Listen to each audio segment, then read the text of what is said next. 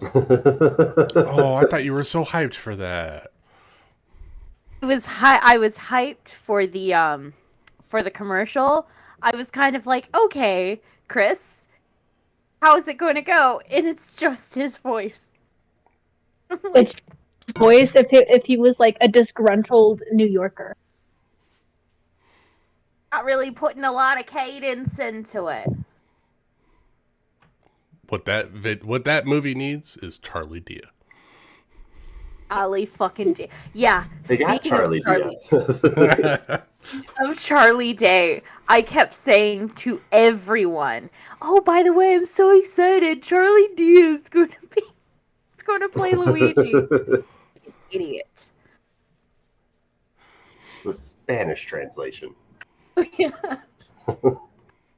Uh, I am excited for that movie. I don't care what Chris Pratt. I'm there for Jack Black, Charlie Jack Black as Dia, Charlie Bowser is going to Day, be amazing. Mm-hmm. and Seth Rogen as Donkey Kong because of that kind of laugh.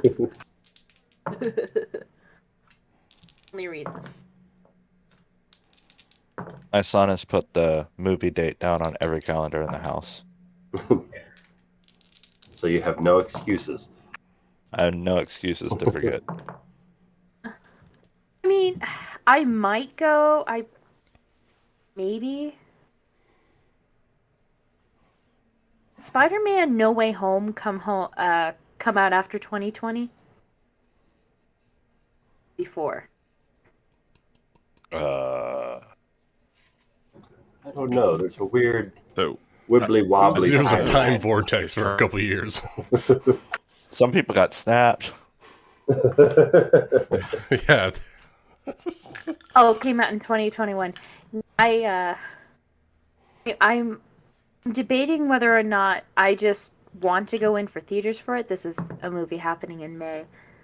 Or do I want to just wait until it's streamed on whatever platform it is, get a free trial, watch the movie for free, steal some money, leave?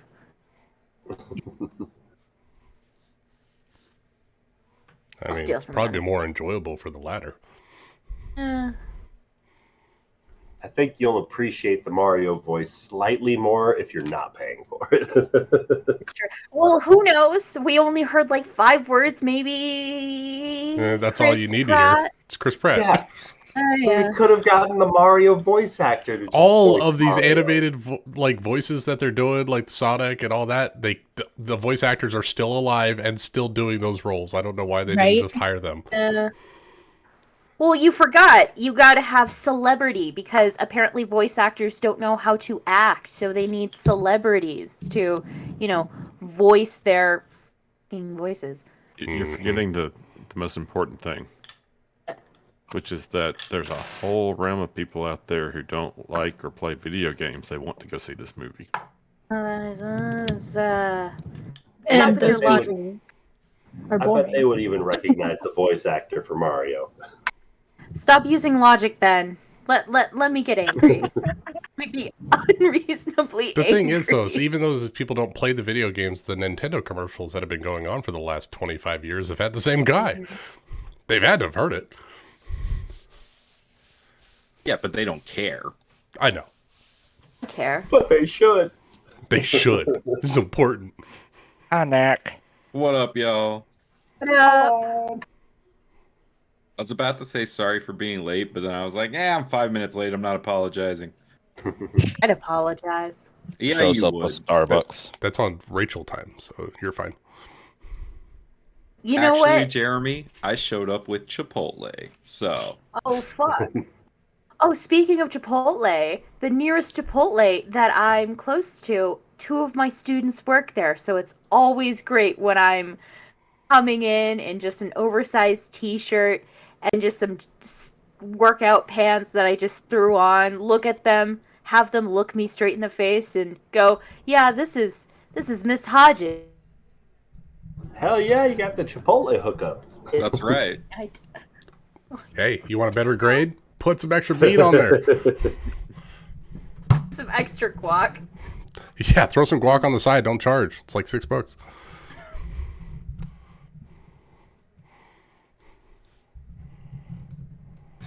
still don't know how I feel about their queso, though.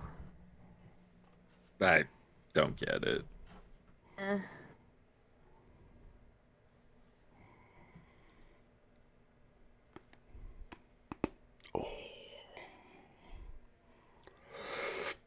Did you know Goofy has a college degree? Yeah, Goofy, Yeah. the second Goofy movie, he goes to college with Max. It's like the whole plot of the movie. I know. It just. I finally watched some. God, what is it? Little videos of them, little snippets. That just hit me like a goddamn fire truck because I always knew it. Finally, I was able to digest it and going, oh shit. Goofy has a college degree. What does that If- say more about our assumptions about Goofy or college degrees? I mean, Goofy, we Like- also don't know what happened to Goofy's wife. I'm pretty sure she died. Yeah, Do she they actually passed. canonically say she Yeah. died? I'm fairly sure she did. I think there's like a photo of her like on a mantle or something, and that usually means in a cartoon that they're dead. Wait, wasn't there also like a TV show? Yeah. Yes. Yeah. Also, Disney loves putting dead parents in. They love dead parents and Well, yeah, dead but older not, siblings that act as parents. but not necessarily in the Mickey Mouse universe, which is interesting. Have we ever seen Mickey's parents? No. Also, I mean, it's I mean- it's cool that Huey, Dewey, and Louie's mother abandoned them. Yep. And She gave- went to the moon. Thank you. Went to the moon.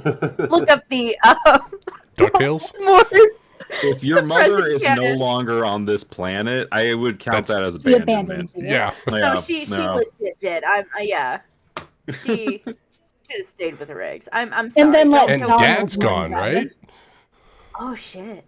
That's Right? why they're with It's- their it's uncle. Uncle yeah. Donald. Dad's gone too. Yeah, yeah. Goofy's also the only one to canonically have sex. Mhm. Yes. Because he's the only one with a child. Yeah, I mean, Pete the has others got are a child. maybe. Pete's getting action. Oh yeah, Oh, Pete yeah. has Pete kid. and Goofy. Like I guess it's that storyline are the only those are the only people having sex. Are those Oh, do you dogs? remember- And then like some of Pete's the hot characters wife? have nieces and nephews. Like Minnie Mhm. has some nieces. I think Mickey has a nephew or something like that. But none of them have kids. Mickey, fuck. Yeah, how come Mickey and Minnie aren't fucking? No, they may be, but we don't know. But we know Goofy has. Yeah, And but Pete. they're rodents. Maybe Mickey is They're rodents. maybe They Mickey should is be just able- like, no kids. I got my tubes tied. Yeah, I mean the war in the 20s, right? I mean that's got to do it to you. Fuck them kids. man. Haha. I mean he's been polluting the environment for so long. Oh, he's been undercutting his staff. I'm teaching them that only good-looking people are good and that ugly people are bad. Haha. I mean, the man, started out on a steamboat. Yeah, he commits to like pollution. Yep. Kanye West has good ideas about Jews. Haha. Oh, no, Oh, I'm sad. Mickey. Oh, we don't want to talk about Walt Disney being anti-Semitic. Oh. No. I just Kanye in general. I hate him. I didn't know Kanye, but I saw an episode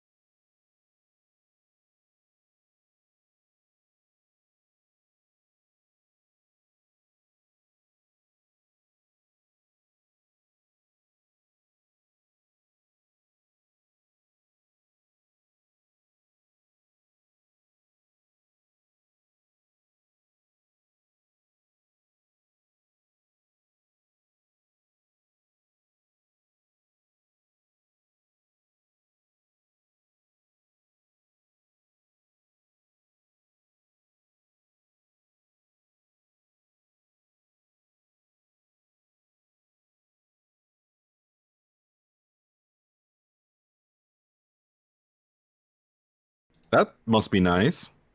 Yeah. Chipotle every day. What Summer, what are things like now that the house is sold? Stressful. I bet. Because now it's about packing and moving and stuff, right? Yeah, I mean we don't have a lot to pack because we've been like on the bare minimum for like the past few months. It's more like it's like the biggest move that I've done in 14 years. Oh, I Oh, mean, that's boy. a big move because it's not just And like, yeah, I'm moving from Tucson back up to Sholo. yeah, right? Or like moving from Sholo down to Tucson. That was nothing. That was only 4 hours. Right? Yeah, this is Across what? the country. This is 3 hours? it's Like, 10 hours to Oklahoma. How many hours But then again? we have to do that assuming with nothing goes wrong. but we have to do that with a dog and a cat Oof. who hates being in Oof. cars. He hates it. Ah. And my turtle. So You got a turtle? I've had a turtle. You have not showed me a You picture of this can. turtle. Why am I just now learning about this turtle? Can you share a picture of the turtle? Yeah, of course. I love him. He's my baby. So is the house in Oklahoma like already ready to go? Oh, not really.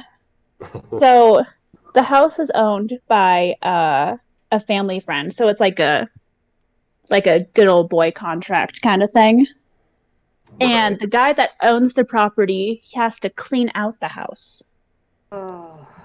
But we And don't know if it's he'll not been do done yet, that. and y'all are packing up to head out there. Yeah, but we're not That's leaving till nerve-wracking. huh? So that must be a little nerve-wracking. It is. Because so it's an old manufactured home. And basically we'd have to get the master bathroom fixed because apparently the floor has like caved in. I don't even know what it looks like because when I was in Oklahoma a few months ago, I refused to go in it because it looked disgusting on the outside. Oh. That's a really exciting place to go live. Right? So, but our main plan basically is to get sheds and basically make little tiny houses because we don't need a lot of space. And that way I can have my own like little space, my parents can have their own space. We don't have to like combine, Like you each get your own tiny home. right? Which has That's been like super my fucking dream cool. since I was a teenager. It's a tiny home. Yeah. I don't like having a lot of space. Like, have you seen those massive sheds they have outside of Home Depots and stuff? All you got to do is pop some insulation in those bad boys, get them like wired Plumbed up, and you're good to go. Exactly. And it's so easy to do. Nah, I need space. Like, right now, like the house that I'm living in, like when I put my hands, like my arms above my head, like I hit the fans and stuff, right? And it drives me nuts because I'll be like standing under the fan and I'll like, go and like take my shirt off in the bedroom and I'll whack my hand on the fan. I'm like, son of a bitch, because I'm too big for like how low these ceilings are, and I'm not like acquainted with like what spots are safe yet. Sounds like the solution is quit taking your shirt off. Or just don't just be have tall. to be a never nude. Just don't be tall. What? Just lose the arms. Yeah. Rachel, do you know what a never nude is? No, I know what it is. I was there when it was written. Fuck, what is it called? Arrested Development. There you A go. Fiunke? Shit, today's going to be really hard. What could one arm cost, Michael? Here you go, Rachel. There's a picture. It's an old picture. He's much bigger now, but had him for 6 years. He's 6. Oh, I love him. What's his That's when name? he was a lot smaller. He's like twice that size now. Oh, dang. He's a big old boy. Mm-hmm. They tell you if you ever get a red-eared slider and they tell you that they will stop growing That's a if they lie. have no space to grow, that's a lie. If you keep feeding them, they will keep growing because that's Mhm. how reptiles work. Yes. If they have food and a safe environment, they will keep growing and growing and growing. Yup. Because you love them so much, and they grow on love, and bugs and mice and shit. Same with snakes. Even small He- snakes can get yeah. huge. I used He- to have a snake. Sorry.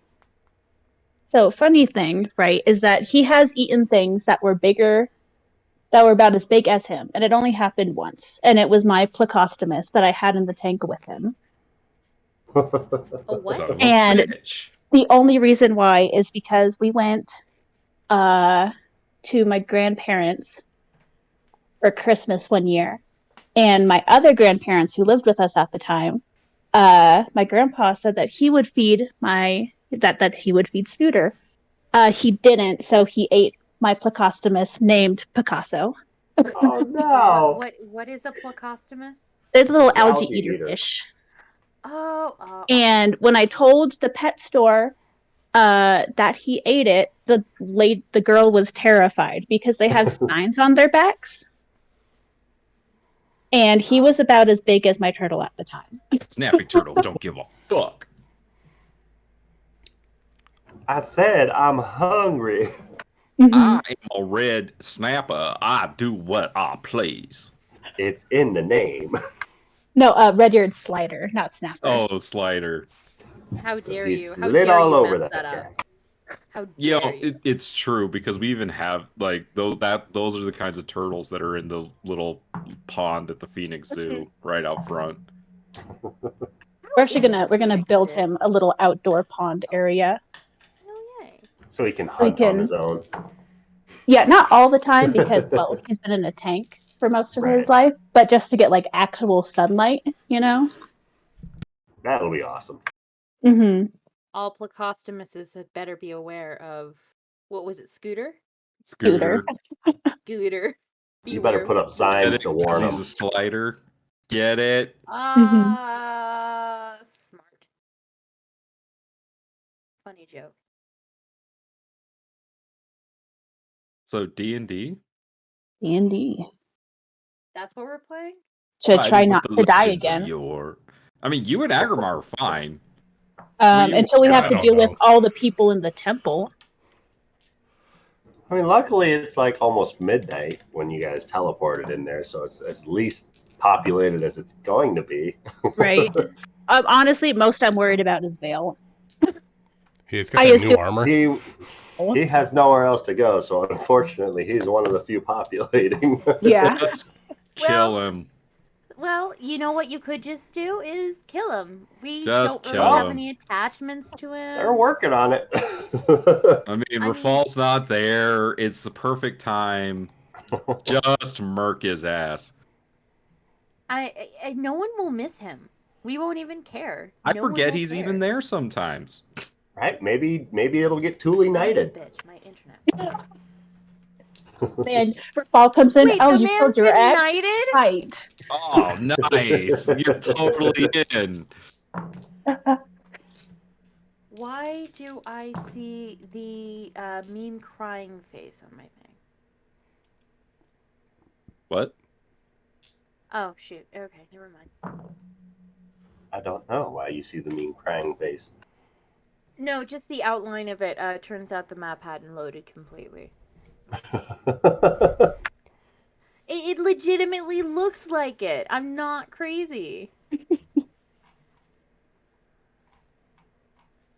Well, can I get everybody to roll me a d20? Oh please. So Ryan and I were talking last night, and we realized something crazy. Yes. I haven't made like a new character in like 3 years. Like since I made Iskari, she was like the last like character I wrote a backstory for. I feel like that's false. Did you not write a backstory for Eridan? No, that was the only other one that it was the robot was the only other one. Yeah, we mentioned him, but like because that campaign didn't really take off. Yeah. Like yeah, Was Eridan a cannibal? I mean he didn't eat other Warforged. It's true. He's a humanoid, not a human. Oh, thank goodness. Yeah. So glad like, you that know, clears he it. didn't eat other I- Warforged, so no, he's not a cannibal. I don't know, Rachel. He didn't have a favorite child. Look, we don't need to get into that conversation, okay? That's a better response.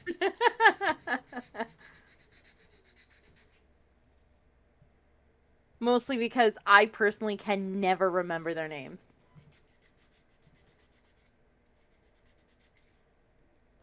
So I think that's Ben. Yes.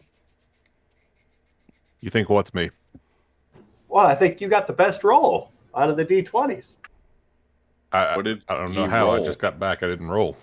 Well, exactly. The last roll one the here best gets to roll. sell it. I was like so confused. I was like, I don't see anything from I got called upstairs to get pizza. But Story recap. well, for the recap, basically, Zara is a badass bitch.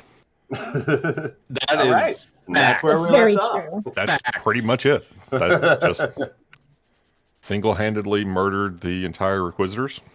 Hmm. Everybody else was just napping. Yeah, the rest of us were just kind of sitting there, not really doing anything except getting our asses kicked. And yeah. Everybody was playing with all the different accessories that they found. Zara's twisting her ring this way and that. Agrimar's playing with that fancy new crown.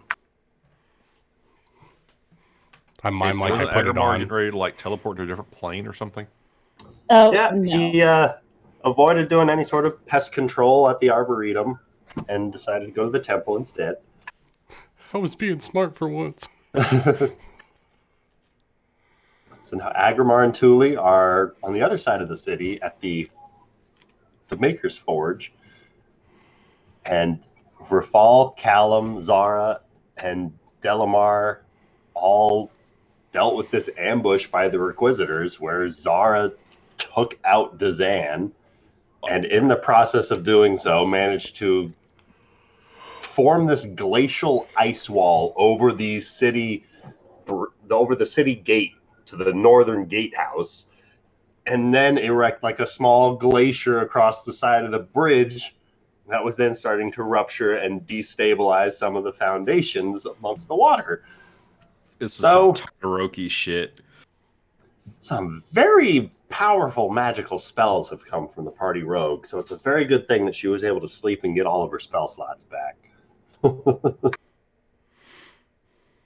I always keep them on me just in case. Better to be safe. Speaking of safe,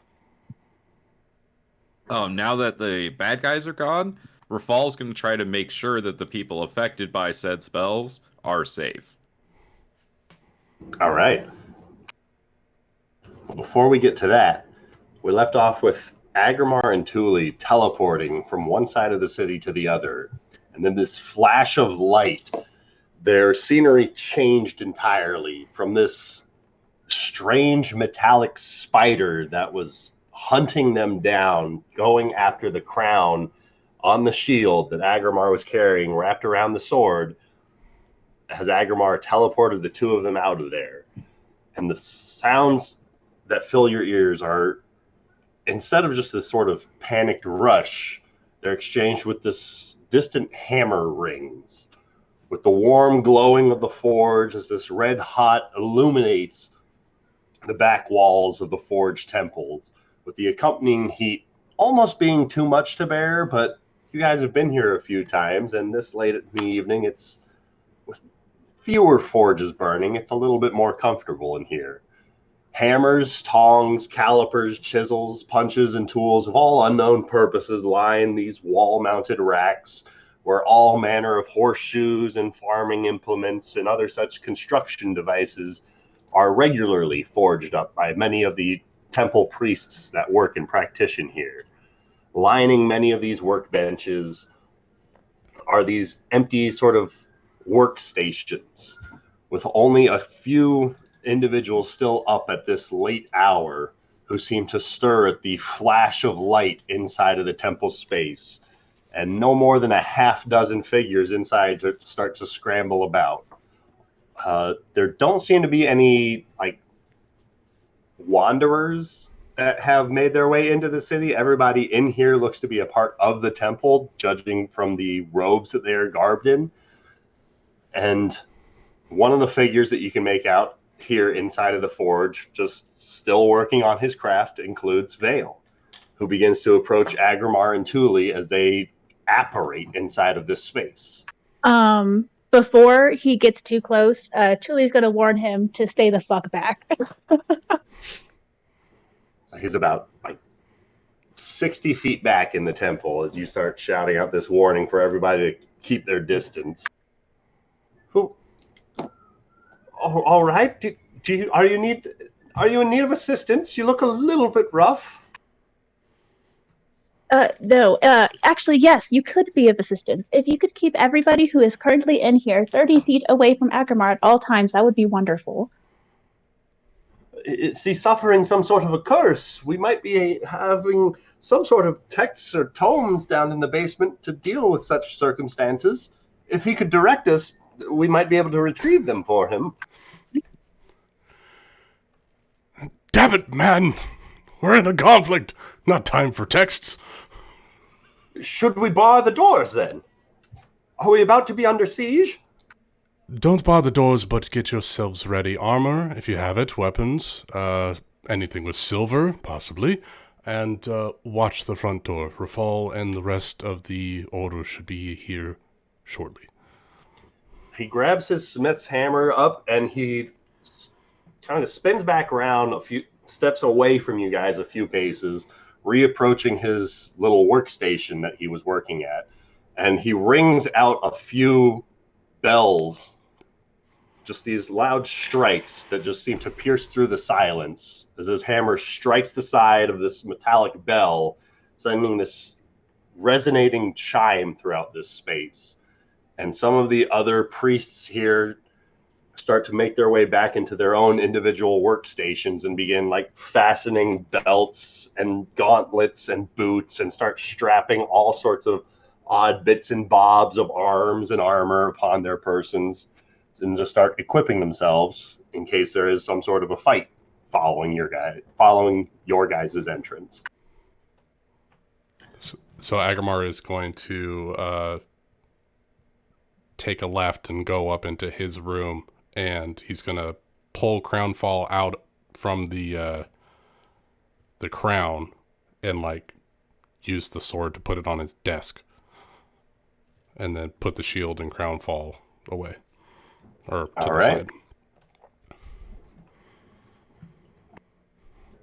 As you are doing so, Thule, do you Agrimar, have any way of... As you make your way around the temple and start exiting through the stairwell, Thule, you watch as two of the priests in the nearest alcoves just collapse on themselves. Like they passed the fuck out? They just dropped like a rock. Oh, she'll run over and check on them, I guess? Medicine check? I don't know. Go ahead and roll me a medicine check. 4. Let's go. Starting off right. That natural one, you think they might have just had a brain aneurysm. They're dead. Thule, You just watched two people die as Agrimar was walking closer. do you have that ability to sense foul creatures in our surroundings? Yes, I do. Wait, let me Perhaps check. Yes. Just to be doubly sure. Yeah, she'll set off a divine sense. You send this divine sense throughout the temple and filling the inside of the space of its walls. The energy that sort of lingers about that crown that Agrimar has been holding on to is just this. It's not undead nor fiendish nor fey or celestial, but there's something about it that is just entirely unnerving. It's not right. But there's nothing else inside of this space that appears threatening that you pick up on. We're fine. It's just the crown. It gives off an awful aura. It's pure evil. Okay. Yeah, I think my room will be the furthest from anybody else. We need to find a way to contain this and quick. Do you have any messages you can send? Let me check. Oh, I don't even think I have the message spell. Do you have a Viewer Pure card? No. I do. I will because I got it when I got my suit done because I needed a new one. I hand you the card to say, perhaps call him and see if he has a box that we can contain this in that will shield it. I'll pay for it. I've got the money. How do you propose we get it into the box without touching it? He pulls out of his pack a pair of Smith's tongs. These should work. Okay. I don't have to That'll touch work. it directly. Yeah. So use Agramar's going to the- split, and then Thule can do what she's doing. All right. So Agramar makes his way to the office, hands Thule the sort of tarot card with what looks like a centaur pulling a cart behind him. Old farmer's straw hat on his head. And As what, you just veiled- tear the card? Seems he left you without instructions for it. Ah. But usually, yeah, you tear the card. Lean my head out the door. Just tear the card. He'll come. But Feel Thule like an Veil ass. Sorry. approaches the priest who fell in the alcove opposite the one that you came forward to check out, and he bends down to inspect what the heck just happened as well.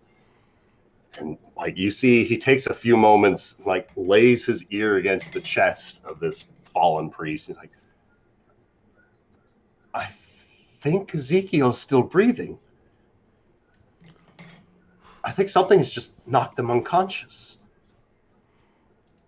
Whatever's chasing you, is it something invisible? As he just starts like looking at all the corners up in the rafters and around at some of the pillars and columns in this very large empty space. To my knowledge, nothing followed us. So we're gearing up for what exactly? Oh, you haven't heard, have you? Only what you've told me. She'll pull him to the side, like out away from like prying ears, because I feel like she doesn't really want to cause a panic for who is actually in the temple. Yeah, so you can't. You have to promise not to freak out. But we killed the queen. I'm afraid I'm not following this line of humor. No joke. Sorry. That was the punchline. Oh, by the way, there's a body in the foyer because we picked that up when we went too. Oh shit! I forgot about her body. It's right next to you. Oh yes, right here, as you can see. We forgot that Just mention, right? Horrified look across his face as Thule kind of sidesteps to reveal this corpse that you guys brought along with you. And so you brought her here. Yes. What are we supposed to do with her here? Keeps the body safe. Make sure nobody takes it. Isn't that what the Silent Sisters are for? What? I don't know if we can What in use the the silent heavens sisters. possessed you to kill the queen? You want the short version? I don't know. Whatever version that'll leave me satisfied with the answer, I suppose. Okay. The world might end, and we had to kill her, as well as others, to stop it. At least we hope it'll stop it. Thule, roll me a persuasion check. Okay. Oh my god. 15. Summer! Oh. As you start to notice some of the other priests like pointing and whispering to one another, pointing at the fallen body of the queen. Oh, I don't think Agramar has any sort of preservation chambers here for corpses or the like. It's fine. You cast gentle repose, didn't you? She is reposed, yes. Yeah. She's her body's reposed. So I'm just supposed to put her on his desk or something? Should we keep You want me her to body leave the in the same queen's room as the body crown? here in the open so that as worshippers come in first thing in the morning that they see their queen? No. Put him in But I Van's I'm room. very confused as to your choice for a hiding place is all. I'll lean out. Can I roll a perception to see if I hear this?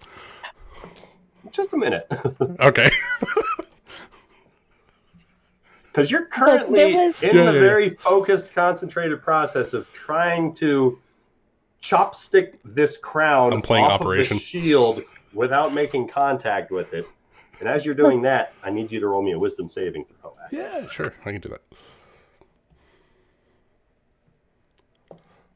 Oh, Couldn't it just left it? I do believe Rafal said, "Do not leave it out of your sight." Yeah, but you could just leave it on the sword and the shield. I know, but I want you to have your sword to protect me. 25. You place the crown with a little bit of a shuffling at the end. It slips onto the top of that desk, and there this innate object remains motionless, almost as if it's just waiting. Oh, I don't like the sound of that. Well, I mean, it's an inanimate object, so It's I waiting don't for like you the to sound of fall it. asleep and to haunt your dream. Oh, you know what though? I'm not having this, so at least for the moment, I'm gonna cast protection from evil and good. I cannot be charmed or frightened or possessed by anything of those natures, so hopefully that helps. one way to find out. Yep. All right. Save me. Now ask 10 minutes. Yep. 10 minutes. I feel good about myself. Back downstairs. There was some kind of automaton spider chasing out after us. There's not a lot of time to think in that. There was like a lot happened. Apparently so. Last Can you time just we were help me talking, move her Agramar was body? right away.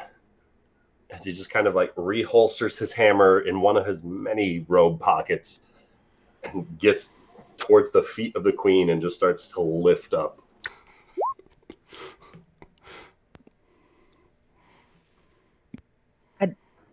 So where are we bringing her? What would be your best suggestion? I don't know the layout of the temple. Well, I would say my dorm, but I would honestly rather not keep her in my bedchambers. Bow, chicken, bow, bow. But would freaky you? boy. If I ask you to, would you? Roll me another persuasion check at disadvantage because of the natural one that you already rolled. Oh, you can't do worse than what you did before, right? Certified freak. Oh, 16. You see, like, there's a moment where there's a clear look of, like, abso-fucking-lutely not. Like, are you kidding me? That goes across his face as he instead just kind of takes a moment and just kind of breathes. And you see that expression just slowly change across his face. He says, for the time being, we can keep her there. It'll be out of the way. Nobody's coming for at least another couple of days till Agramar was scheduled to come by to check on the status of the chain links shirt that I was building. But since apparently things have changed priorities, yes, so this way. And he just starts like leading back towards the other stairwell opposite from the hallway that Agramar exited from. Back towards where there's a couple of dorms for some of the on-site priests. Leads you back into this sort of relatively mundane dormitory where there's a just a bare minimum inside of these chambers. There's a short straw bed, a chamber pot at one end, a small storage cabinet, a sink, and that's about it inside of this room. Just, do you know how long we should expect to be hiding her here? How long are you guys going to need to get your bearings? Hopefully not long. We'll know for sure once Rafal gets here. Oh, right. So Rafal's coming here too. Yes, everybody is, all the entire party. Which is how many of you now? Well, who all has he met? I don't remember. Did he meet everybody except Delamar, of course? Everyone but Delmar, I believe. We have one new one. Apparently, he's an old friend of Agamar and Rafal's. All right. She won't be here for long. I promise. I'll owe you one. I'll do I will do anything within reason, of course. I'm not going to forget that anytime soon. I'm pretty sure I will be drawn and quartered if this becomes public knowledge. You will not be harmed. You sure? Because I'm pretty sure that, like, hiding the dead monarch's body is, like, pretty high up on the list of crimes. I mean, yes, but I think you'd be in technically more trouble for harboring fugitives, so... Well, then, I'm so happy that we could find the silver lining in this situation. So what's happening with the city, then? If the queen's dead, then who's in charge of things? The Requisitors are trying to kill us because she declared them the protection of the city before she died. Oh, great. They seem like a lovely bunch. They're not. They're a bunch of demons, by the way. Right, of course they are. Because why wouldn't it just be people? MistHaven's not normal, if you haven't noticed. You've taken me to a very strange place, friend. I could have left you there. Sure could have. I think maybe after this favor, I think we might be even. Sounds good. Oh, that secret I told you to keep, by the way, don't worry about it. Don't worry about it because it won't be a problem anymore, or because, like, people... No, the cat was out of the bag. It was a disaster. I'm sorry to hear that. I had it coming, so I shouldn't be surprised. Well, I mean, after you guys are, like, kind of, like, refocused or whatever it is that you're doing here, if you want to talk about it, I mean, I'm not going to be sleeping anytime soon, as he kind of points to his bed that is now occupied. If you want to talk things over. Is there something you wanted to talk about? Well, I was thinking about with things kind of slowing down and things just sort of kind of petering off, I was starting to kind of maybe think about looking into getting some sort of a ticket out of here, like back over the sea or something. But, you know, like I said, like, priorities have definitely shifted recently. And he just kind of, like, grabs your hands and just, like, holds the outside of your hands inside of his hands. He's like, but, like, just so that he can make eye contact with you. And he's like, but I want you to know, like, this is my current mission. I am completely 100% focused on this. I'm going to accomplish this task as it has been given to me. Nobody's going to be aware that the queen was ever inside of this facility. And I will see to it that if the Requisitors do come here looking for her, they will not make it this far into the temple. Vale, if you don't want to stay here, I'm not going to force you to stay. You can leave. No one will blame you. I mean, it was simply a matter of, like, things starting to get a little boring living in a temple and all. But like I said, things have definitely changed now. Is this temple too boring for you? A little bit. Yeah. But the other temples aren't. Well, the journeying from temple to temple is a little bit more what I was looking forward to. You know, after dying, you start thinking about all the things you never got to do and all the places you never got to see. I was hoping to maybe still get to see those someday. That's valid. Tell you what, once we're all done with this, I will make sure you can go anywhere you could possibly want to. And you know, if you need to get away, I wouldn't mind the company, even if just for a short while. I'd have to decline that offer. This All dude's right. a dog. Well, then, you better go see to whatever that the big guy was taking care of. It seemed to be powerful. I'll go. He has a name, Vale. I know, but I don't know the power of whatever it is Agramar is walking in here with.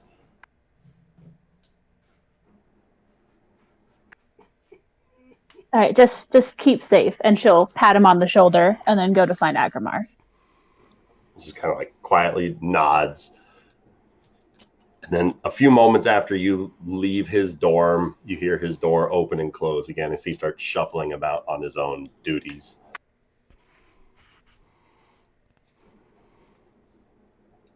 So, Agramar and Thule, is there anything else you guys would like to accomplish with your time here?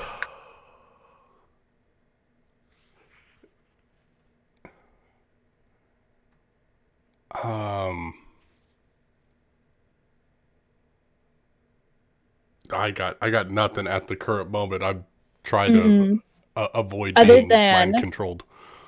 yeah, basically Tuli will she won't go into the room with Agramar, but she'll kind of station herself outside of the door and redirect people that get too close. Yeah, like this hallway's being closed for cleaning or something like that. Mm-hmm. All right. So meanwhile, back at the bridge, after an incredibly well-aimed shot looses from Zara's crossbow, it flies true, piercing into the stupid snout-like nose of a particularly loved Requisitor General. And as Dazan falls and dies in this space, snorting out his final words, After being fucking clobbered by some bear paws.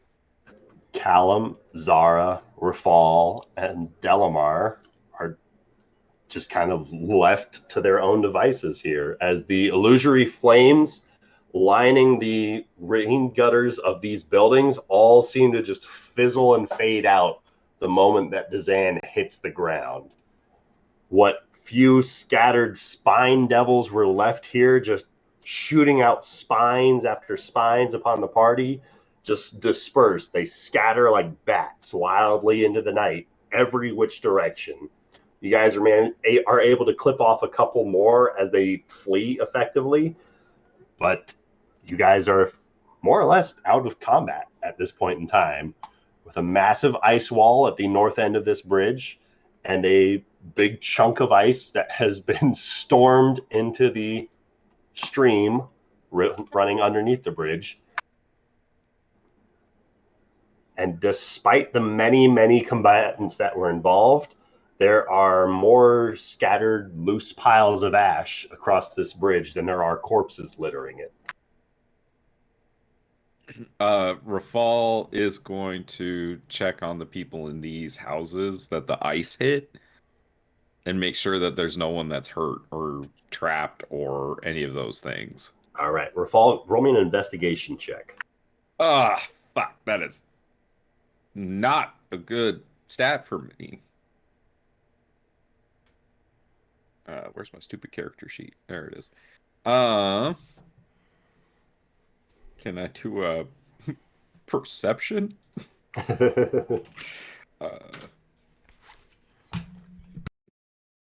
That's what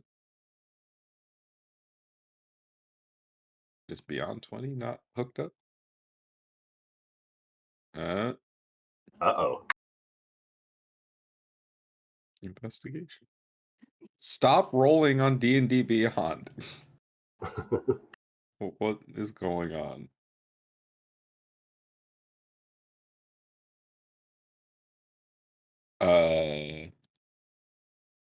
Well, I'm just gonna roll this D20 that's next to me then.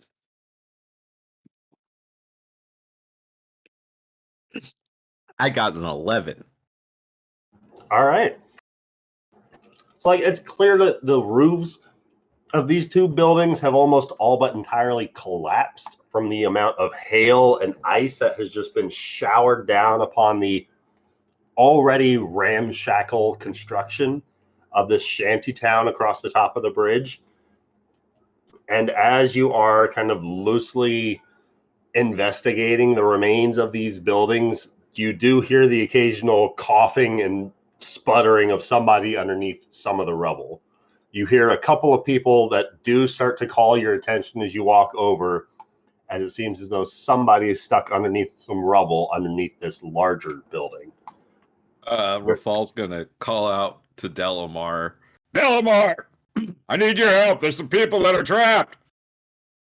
Looks to be a family of 3 humanoids, are all kind of bent over, kind of throwing rubble this way and that, tossing bricks to the side, scraps of wood, tiles from the roof, all trying to clear kind of a centered locale of this area where they are pointing each of you who approaches towards. Oh, it's like up over here. Okay. Rafal is going to lend a hand and start doing some of that real heavy lifting. All right, give me an athletics check. You got it. 15. Wow, we're You rolling are. great tonight, guys. You start throwing more rubble away faster as you start clearing away what looks to be the lower part of a leg of somebody who has been collapsed underneath this rubble. As you pull away one of the heavier bits of rock away, that leg then begins to start like kicking at some of the rubble. Like somebody's alive down there. Rafal, stand back. Oh, Rafal will move. Careful, there's somebody alive right here. And he's gonna point at the leg. And We got you. He's just gonna try to reassure the person. Her name is Mary. We got you, Mary. Don't worry. And Callum is going to use the Staff of the Magi to cast telekinesis, which allows him to move objects up to 1,000 pounds. So Just fucking watch as cool. all the rubble lying on top of Mary just starts to drift upwards without any sort of gravity influencing it. And as it does so, the other humans that are there just sort of like scoop Mary out from underneath the floating rubble after taking a moment or two to just be completely awestruck by this miracle that they are witnessing. They pull Mary free, who gives a couple more coughs, but she seems to catch her breath now that she's not being crushed under the weight of all these additional rubble. And once she's pulled away from the building, she just starts immediately like bursting into tears and just hugging all over Callum, thanking him for saving her life. And Callum maintains concentration. He basically just says, It's no problem, but I must see if there's others who need assistance. Please stand back. Please. Make a higher investigation check than I did. She eventually she kind of gets handed off to one of the other humans who were there, who begins thanking Rafal for helping them save their mother, Mary, who then just the other humanoid who's there, a sort of more gruff looking gentleman, looks to be in his 40s with a couple of patches of gray hair in his beard, looks to Rafal like, I saw everything. I want you to know I saw those devils all attack you, and I'll swear that before the Longacre courts if you need me to. Appreciate that. Spread the word to the other citizens of MistHaven. Speaking of which, let's check on your neighbors and make sure everyone's okay. All right. Callum starts just pulling off chunks of rubble here and there and directing people towards where he on occasion spots a couple more individuals in this rubble that you guys are able to pull out, since you're not going to need an athletics check since he's able to lift all the rubble off of them. And telekinesis says concentration lasts for up to 10 minutes. Fuck So yeah, let's go. So you guys are able to pull out 3 more people from these ramshackle apartments buried in the rubble. What was that? Roll call. Make sure everyone's accounted for. Got Mary, Susan, Timothy, Tommy, and Jane. Yep, that's everyone who lives on this street. Most definitely all of our names.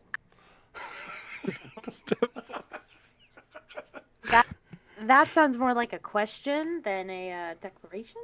I Who applaud said you, Ryan. that? 100 feet back up the bridge. I couldn't hear you from way back here. What about Fanny and Mr. Fustumble? I'm afraid they didn't make it out. Oh no. This freak Mr. blizzard just Fustumble, blew in out of nowhere. He always made the best muffins. Perhaps they were out of town. Not the muffin, man. I heard they were visiting family off Drury Lane. Hopefully. Okay. I hate to do this, but we gotta go.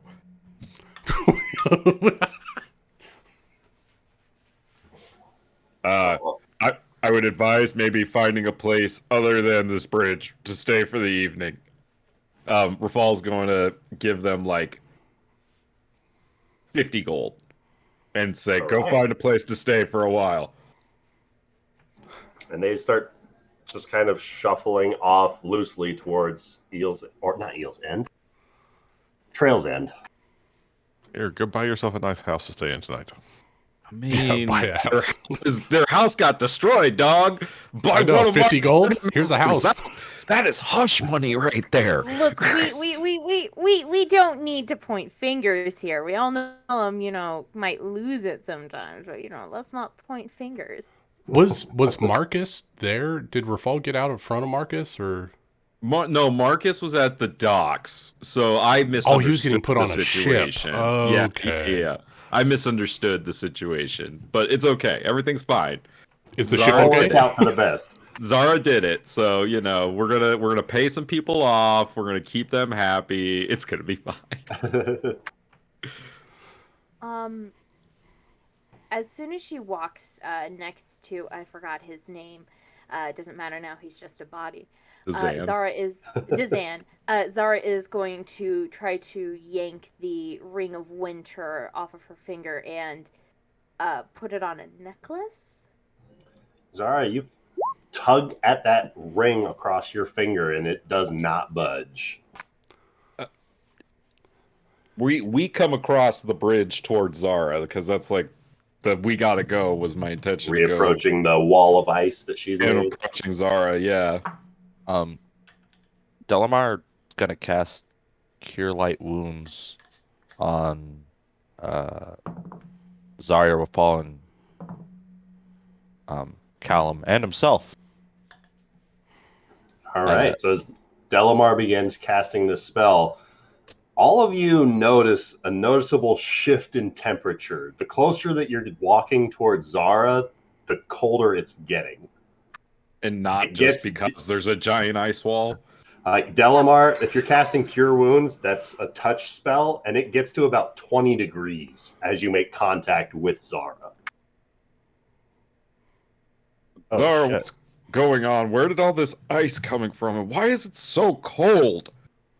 I don't know. We're right next to a giant ice wall, so that could be Yeah, it. where did it come from?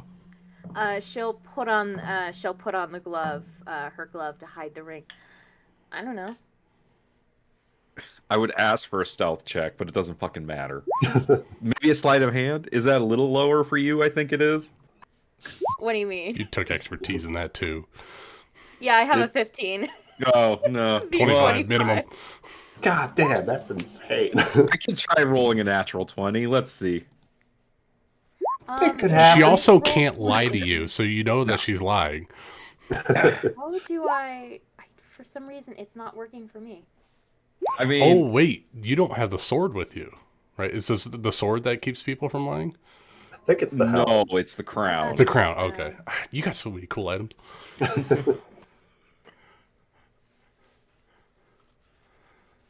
How do I?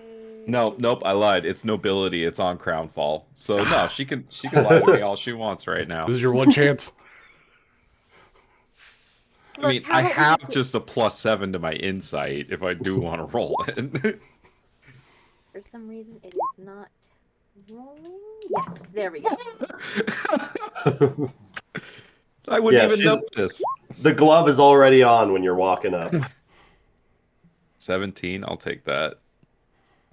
She took the opportunity while you guys were pulling bodies out from rubble to put a Thank glove you. on. Yeah, for sure. Okay, Zara, where did this wall of ice come from? I don't know. It just appeared.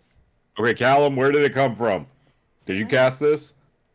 Is anyone proficient in religion who's here on the North Bridge? Not I.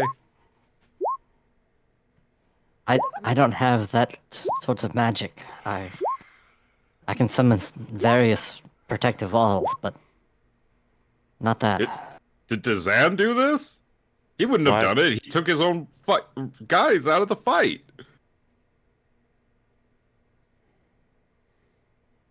There were these like icicle devils who were present.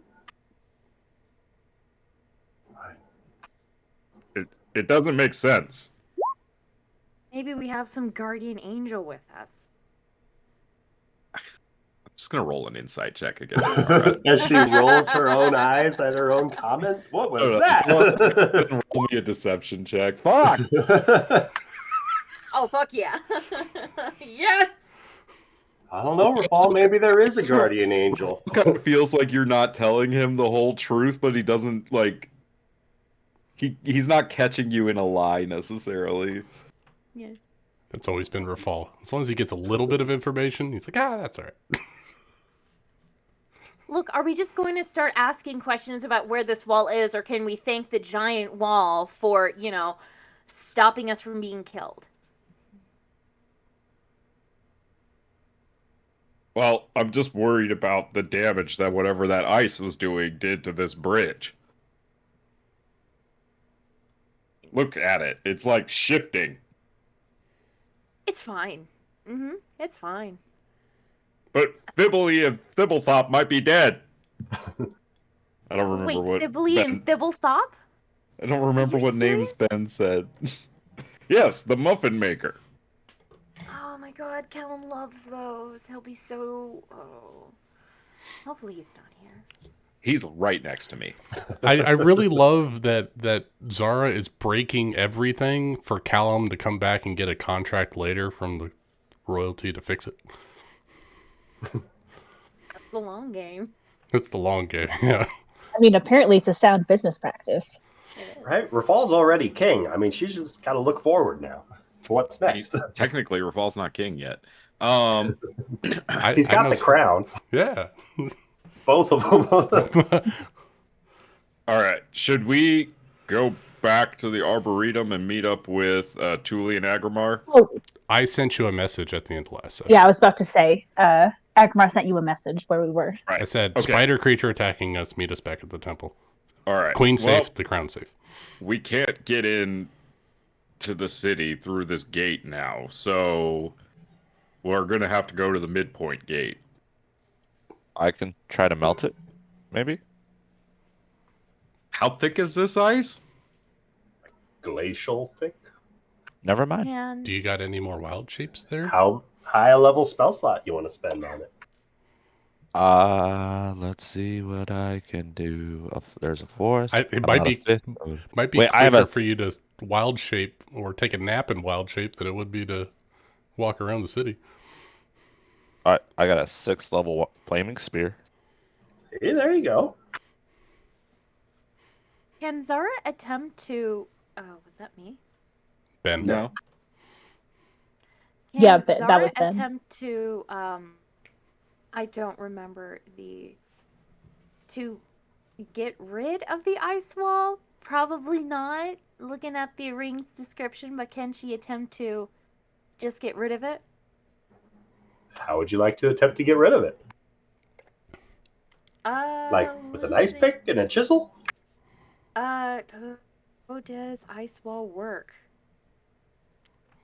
It's different. It's magic. I know it is, and she doesn't know how to use it. It's a magic cursed item. Great way for me. But you're such a pro caster.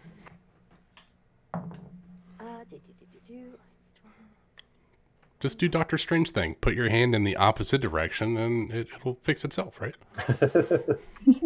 Yeah, can she, as they're talking, try to twist the ring and, just imagine it melting? And saying, melt, melt, melt, melt, melt, melt. As you start thinking the words melt, melt, melt, and picturing the ice wall just sort of like steaming before you, you start hearing this sort of like this loud echoing crack as large fractures begin to form across the front of the ice wall. And these cracks begin to split up the side of it as water just begins to just seep out from these cracks. But as that water begins to seep out, the ice wall begins to solidify and refortify itself a little bit more. And Zara, you hear this voice from somewhere inside of your hand telling you, no. Freeze it.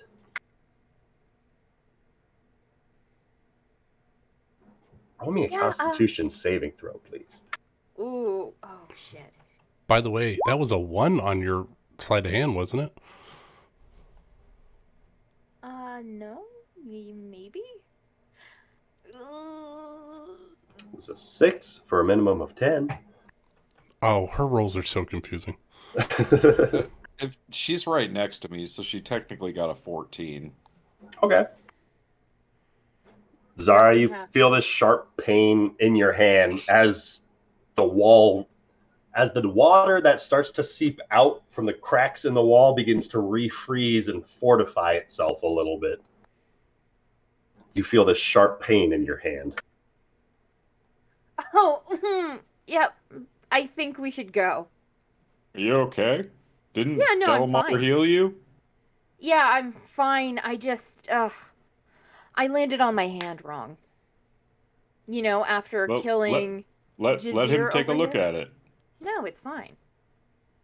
Obviously not. You're in pain. I'm always in pain, Rafal. It's no big deal. No, you have some of the most dexterous hands I've ever seen. I don't think your hands hurt you very often. I'm fine. Look, if it continues to hurt when we make it back to the temple, I'll have him look at it. But for right now, we need to get out of here.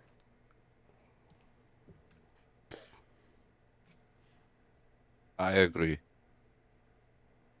Alright. Well, let's make our way to the Strider camp at least. We could take a rest there, and we can make it for the midpoint gate. Wait, who has the portable hole? I do. How long have the wings been open? You tell me. I mean, she opened them from the Arboretum to the bridge. We had at least an hour because we took a short rest. A few hours. Oh, dang. As we were going to the gate... shit. Well, fuck. Well, the wings aren't an option. Yeah, might as well. Jeremy didn't answer my question. I'm not there. Who? What? Oh, wait. Do you have wild shapes and you can fly them over the wall if you need to? No, I use them all. Okay. So you need a short rest.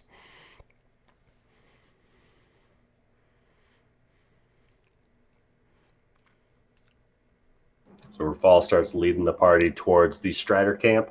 Yep. And we're You taking guys- to Zan's body. I thought his went to Ash. His Oh, body did it? didn't go to ash, but it almost decayed into this sort of mulchy. It's like what you would find in a septic tank. Oh. You.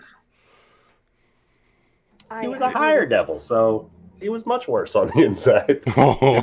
Is there a way for us to just burn the remains right here? Absolutely.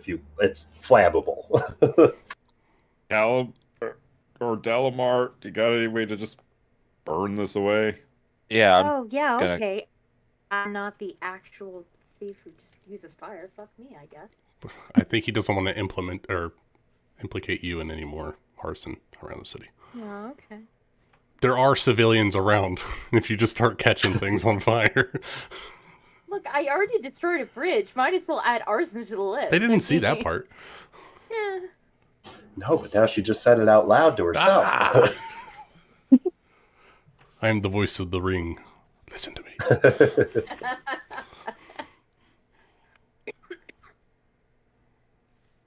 I can cast Burning Hands. Perfect. So, Do you? Yeah, this is gross. It shouldn't exist. Agni's gonna come up, and I'm gonna cast Burning Hands to him. Except it's gonna look like a little monkey breath fire coming out. These flames burn into the remains of Dazan. They take fire, and this pungent smell begins to burn with it. Like the smell of burnt hair. It's Did we check very his much body? unpleasant. You think there was probably nothing of note on his body because of what looked to be anything solid turned to this liquefied goop of gross. Cheap ass. I'm glad he's dead then.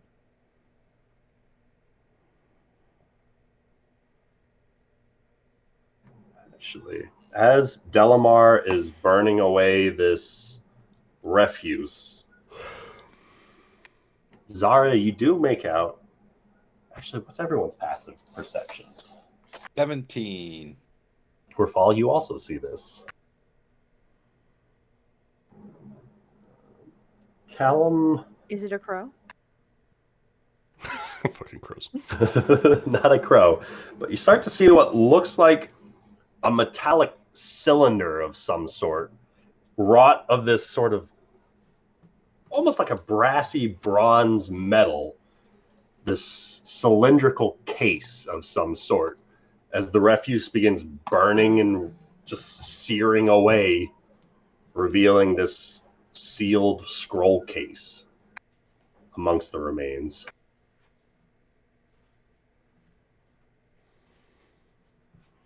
Well, I don't trust that. Why Callum, not? what do you think that is? Agni's gonna pick that up. I'd say it's a sealed scroll case of some kind. You watch as this fire elemental monkey just scoops up the flaming scroll case.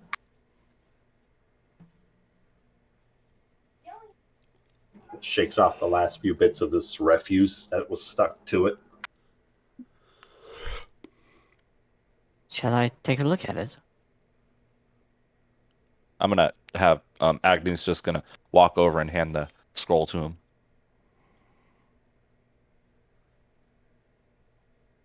Is this like an Arcana check or investigation? Languages does Callum speak? Languages. Callum speaks Common, Gnomish, and Primordial. There's some very intricate looking filigree across the surface of the scroll case. You're smart enough to recognize Infernal, even though you may not speak it, just because of the unique texture of its dialect. There's a few words scrawled across the edges of the scroll case, but it looks to be just a simple twist to open. I do not speak the language, but I can tell from its nature and the alphabet. This is written in Infernal, carved upon the case. I do not detect nor see anything that makes me believe it is anything other than a scroll case.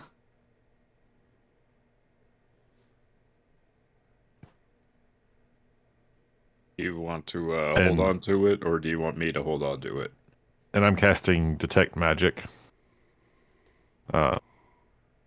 It's an at-will ability from the staff. Start focusing on the space of this scroll case, and you detect no such magic across it.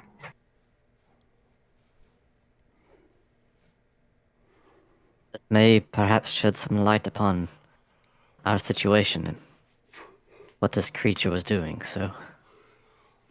Does anyone here speak Infernal? Can you read it?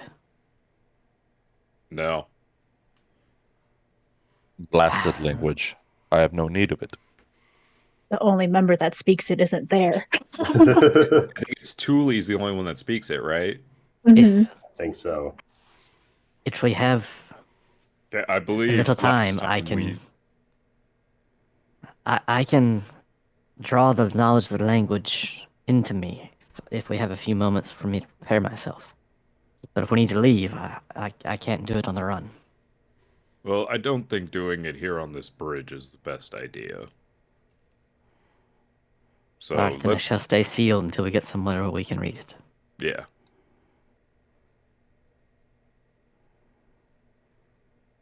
And Away! Callum will just stick it in his bag. Away.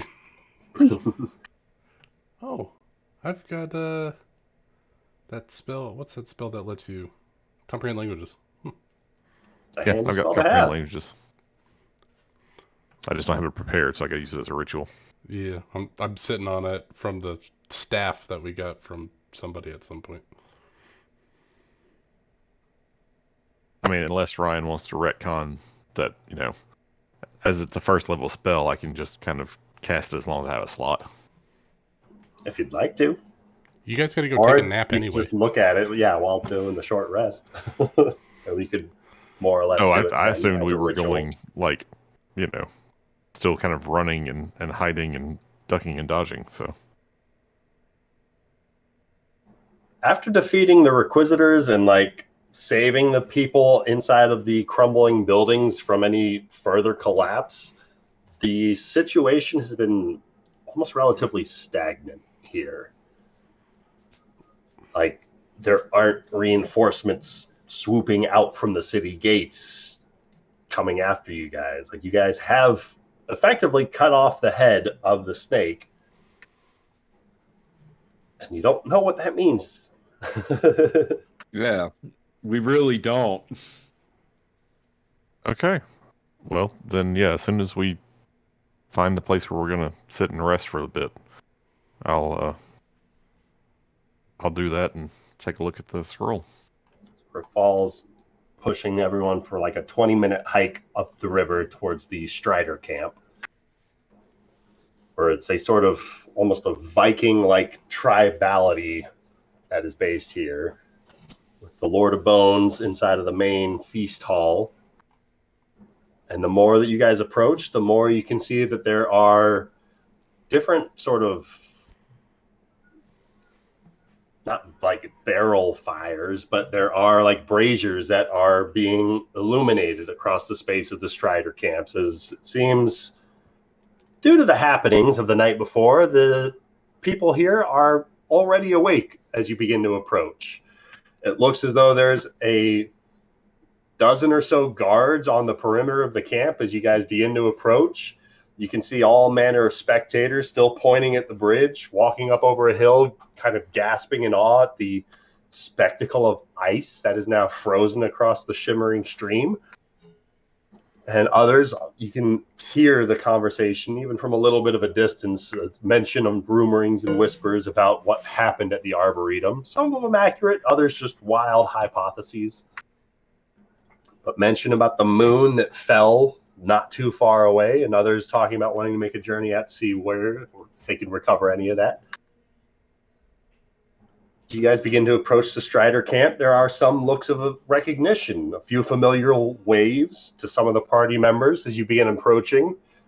And Delamar, you speak Primordial, yes? So does Callum. So does Rafal. So does not. If that's a Kevin. yes, then he recognizes some of the natural language that the Striders are using here, as they are more familiar with speaking in primordial to one another. If you don't speak primordial, then disregard that. I am. I do. So you Sorry, I was muted. are able. No worries. So you can make out some of the conversations as you guys are walking by In some of the first fact, few houses. I know that Delamar does because he's the one that taught Rafal how to speak primordial. There it is. I thought so. Yeah, it was great lessons. On the run. There's a lot of time to kill on that Long boat ride. walk. It was a long walk. Long walk. Long. Yeah, fucking actually, we walk. both got primordial from Delaware. Yeah. So as you guys are led in up towards the sort of main feasting hall, you can see a couple of these shamans are already in the midst of some very elaborative ceremonial dance. They are dressed up in all manner of bones from all different great hunts of years past, decked out with the antlers of some sort of a great elk or caribou, the horns of a mighty rhinoceros, garbed with the bones of the many, many conquerors of the Lord of Bones, many successful hunts over the years. And as you guys approach, the Lord of Bones stands himself up from his large, almost throne-like seat overlooking the feast hall before him, where it looks as though much of the village has gathered, if only for the sake of gaining comfort from the protection of larger numbers in case there is anything more nefarious afoot further north. It seems as though the people that have made their way to this main feasting hall all have at the very least some sort of weapon at their side. They've got sort of ramshackle shields and garbs and armor of all sorts of natural, like bones, wood, and very bad metalworking. But some of the weapons that they have are very immaculately, masterfully crafted. And they all seem to just sort of slow and stop as you guys enter the space of the Striders' camp. All eyes and attention on you as the Lord of Bones stands up, clacking his large staff on the stonework in front of him, saying, greeting out loud in primordial for all the people in front of him to see, friends, welcome. It is more than pleasant to see such familiar faces on a night as troubling as this one seems to be stirring.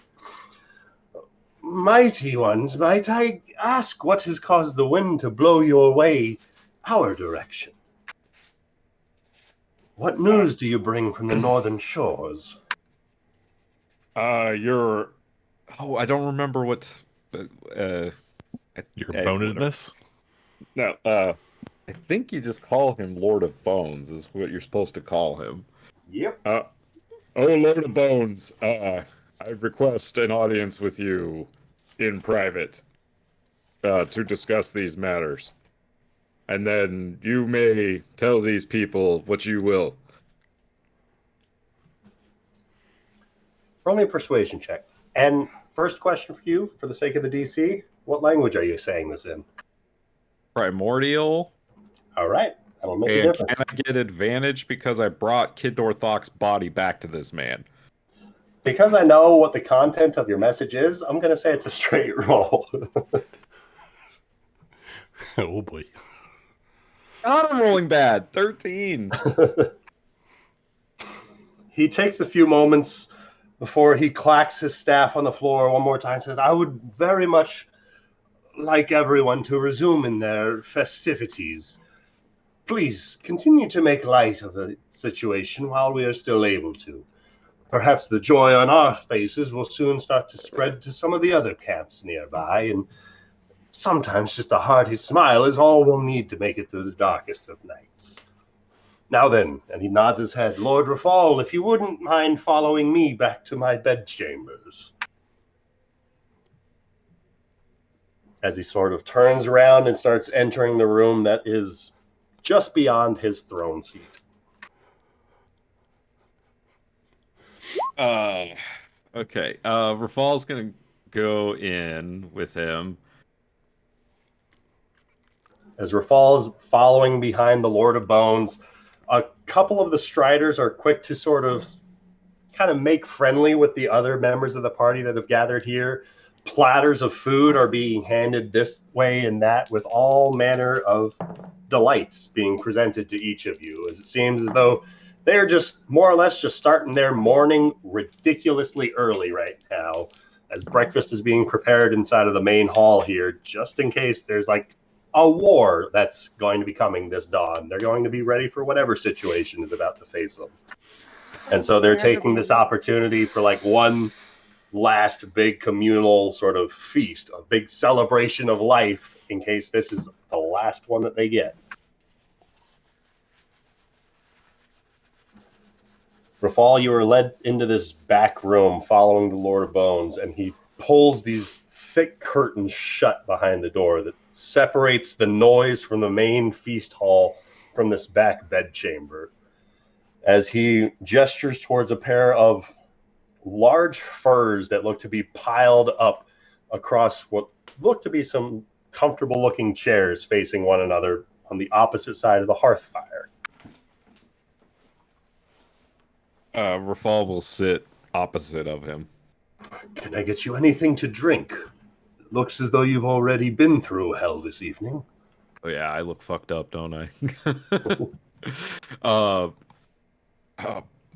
Something to drink would be great. I am exhausted. He scoops up a water skin off from the foot of his bed and walks it over to the chair, as he just kind of slowly lowers himself down, like it's a bit more apparent to you that he's not as quick back here. Like he's a bit more vulnerable, showing his pain with his movements as he slowly sits himself back down on the furred seat opposite you, and he extends the wineskin your way. Rafal will take a drink of it, and then he'll kind of wipe his mouth, and he'll say, Lord of Bones, I came to warn you that there is going to be a transition of power occurring in MistHaven again. And the omens have spoken true that we've seen of late. With the shimmering stream freezing over and the skies falling down, we thought that it would certainly be that the end is near. I hope to prevent any kind of ending for us. At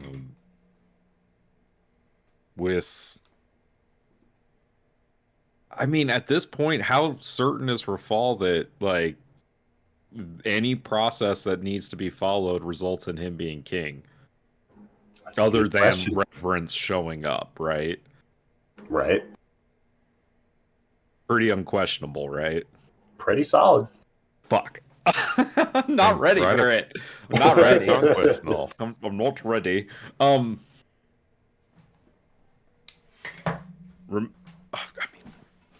Do you remember when I came to you? How long ago was it that Delamar dropped me off here? God. When you were looking to be snuck into the city, yes, I recall. Do you remember what I told you about when you asked me why I was coming back to the city? If I remember right, it was something that the nobles of the city had enslaved you the last time you were here? Kind of. A little bit. I was enslaved by the dwarves of Valeria, but I came back to MistHaven because it's my home. Yes, that's right. I remember now.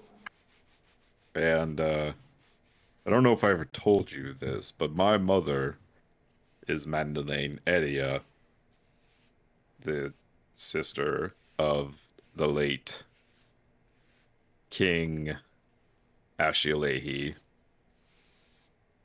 And with the passing of Queen Iliosa, that would make me king.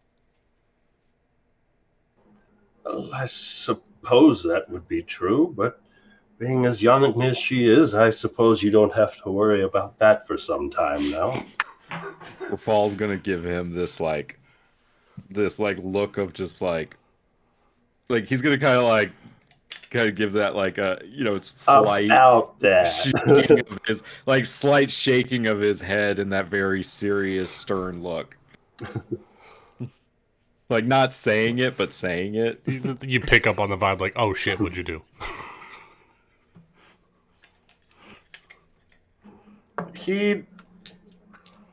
He seems to understand that there's something being unspoken, but didn't roll so high on his insight. You said that there was some business we needed to discuss. I would very much like to know what has transpired at the Arboretum this evening, and if you could still any knowledge about the happenings on the North Bridge. Very unusual weather patterns for this time of year. I have answers to both of those questions, but I ask something of you in return, as is customary of your people. Yes. I would ask that you smuggle me and my friends into the city once more. Just across the docks to basically I want him to take us from the thieves camp to like just drop us off at the docks right there next to the Phoenix Feather Inn. Right.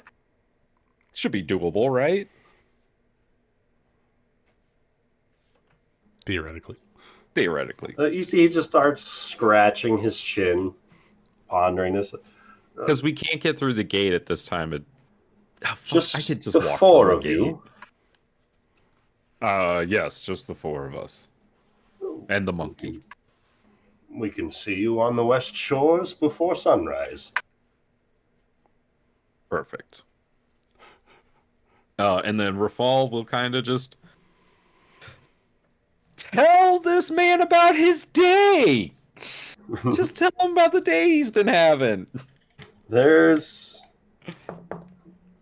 more than a few times where you catch the grimace of just kind of pain twisting across his face as you're kind of telling him about what's already happened.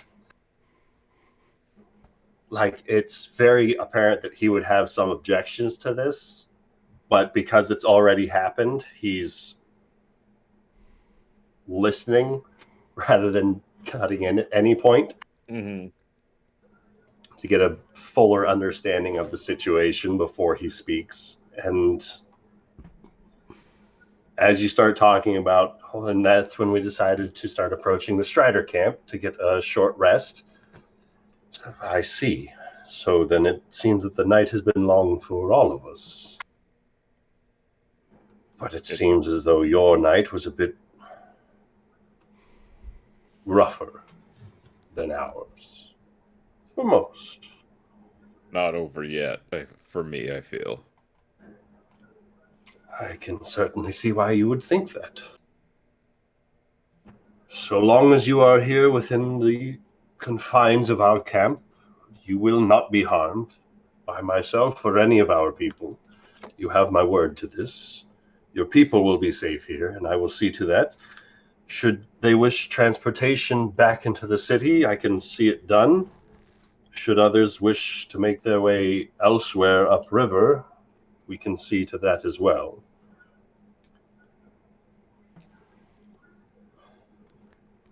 Do you know how the Emerald Enclave or the MistHaven Guard are going to be handling this change of power? Everybody is on board except for the Requisitors. They are the only unknown currently. And the Mist Maidens, whatever remain of them. Then I should have you know, Rafal, that perhaps this shift in the balance of power, as you keep putting it, it may not be the one that was destined or foretold by our seers. They have been having dreams of a great storm that is stirring, of a lightning that fights with a fierce ferocity like none our ancestors have seen. A familiar light that is normally comforting to fight the swell of our backs behind the swing of our blades. Now we find stirring and rolling across the horizon before us. This dark storm, as the clouds grow ever dimmer blotting out more and more of the sunlight on the horizon. With the sign of the moon collapsing upon the facilities and the river itself freezing over, people started to panic. There's been a great number of visionaries among my people who believe that the elements themselves are being stirred into some sort of a chaos. Something is not right with the elements here. And I believe that this transition of power could be having an effect on the elements themselves. If you don't mind, my friend Delamar outside is an archdruid and would know much more about this than I. Then if you would take me one request for another, I would ask that you stop your mission to become king, for fear of what further imbalance it could cause to the elements. If things are to continue to spiral out of control, this place may become inhospitable. Afraid I don't understand. What does that have to do with me being king? The elements, they don't live the spry lives of many mortals. They exist across generations. And in their times, it takes a great deal to be able to adapt. They did not come into being the way that many of us did. They did not learn to be what they are. They existed as they were and came to understand and came into their own consciousness. It takes longer for them to adapt to their surroundings than it would normally take, say, you or I. The constant shift of power that continues to happen, I believe this is causing some sort of a taxation upon the greater elemental spirits, causing some sort of a drain.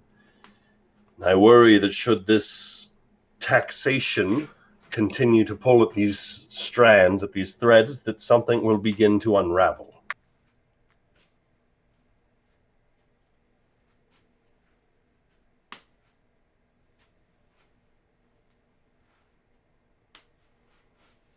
I can get you or your friends into the city. That is what you ask. But we can take you anywhere along the length of the shimmering stream as well. We can get you far from this valley. You will be safe. Can I roll an insight check on him? Sure. 19. It's pretty high. You get the sense that having read up on some of the Strider histories in your past, they're much more of a signs, symbols, and omens kind of a culture than actual factual based, if that makes sense. Yeah, no, I get you. The omens. Very much so. And so whether or not there's another causality for the situations that are unfolding around them, their seers saw that the elements are in chaos, and so they assigned this sort of logic to it, and they're like, absolutely, that's why everything's falling apart. It must be because the king died, and now the queen died, so that's why the elements are unhappy. Yeah. And so now he's Rafal's speaking. gonna put his hand on his shoulder, and he's gonna put his hand on the Lord of Bones' shoulder, and he's gonna say, "I respect your people and your seers, but I will not let MistHaven fall into chaos of somebody who doesn't know the threat that we face. Your seers and your people, they don't know everything. You're not wrong about the storm that is coming. But the storm that is coming is not because of which monarch sits on the throne. It's what lies beneath this city. There's a great evil there, And I have awoken it. And I have begun to foil its plans. And it's not happy. But I will not abandon this place to that evil. And what will you do when those elements rear their heads upon you for their absolution? I will turn to my friend Delamar and we will tame the spirits like we did with Agni, his fire monkey, who is the spirit of fire.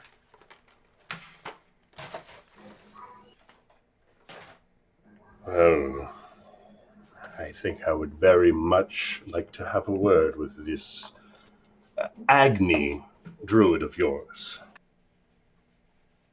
Rafal's gonna call Delamar in and tell him to bring Agni.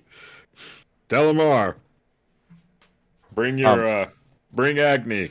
The Lord of Bones would like to speak with you. Yeah, so I've been sitting at the feast just chowing down. Acne's been like sitting on the table eating tomato. Just little monkey. Um, he's gonna hop up, and I just realized that there's a troll face on the map. That's what that green line is. Wow, I've Yeah, been staring at that for hours. That's actually the overgrown zone, but I'm wondering who made it into the troll face. I Because thought I didn't do it. I did it. Oh, thank you. Because I saw what Rachel posted in Meme Town, and I was like, oh my god, I can't unsee it now. Yes, I've been looking at it for like a year and a half. I'm like, that is the troll face. Yep, and now I can't unsee it. Sorry. Thank you. All right, here you go. Now, I'll be right back. Well, I'm gonna go get a drink then. I got a rock. And the monkey. So, Delamar, where did you get the monkey? Me and my father chopped down a tree in a forest that was sacred, and the fire spirit burst loose. It's still in infant form, and because it's the younger one, because like died and come back.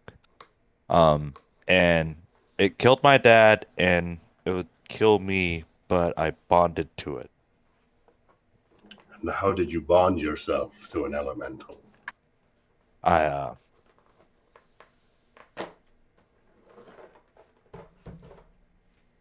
I'm still not sure on that one.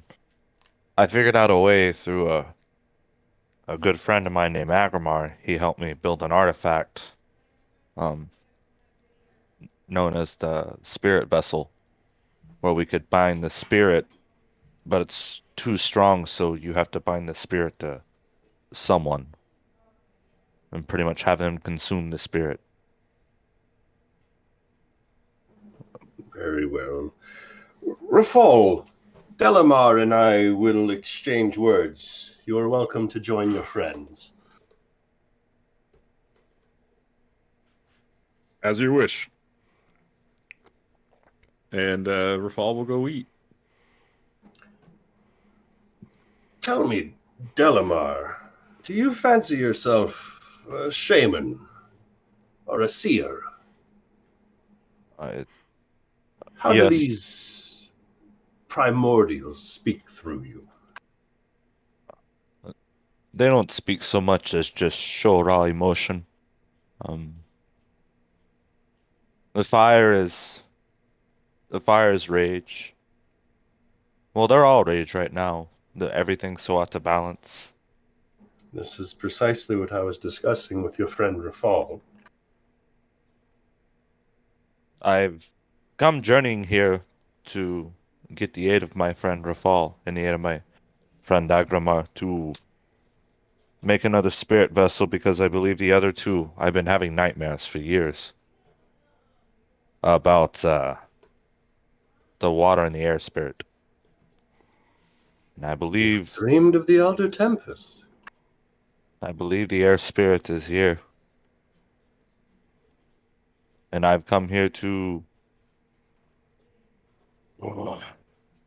quell it. I fear it's a lot. These two are a lot more powerful than little Agni here, who I met when I was a child, and the fierce turtle that uh, Raval and Agramar defeated.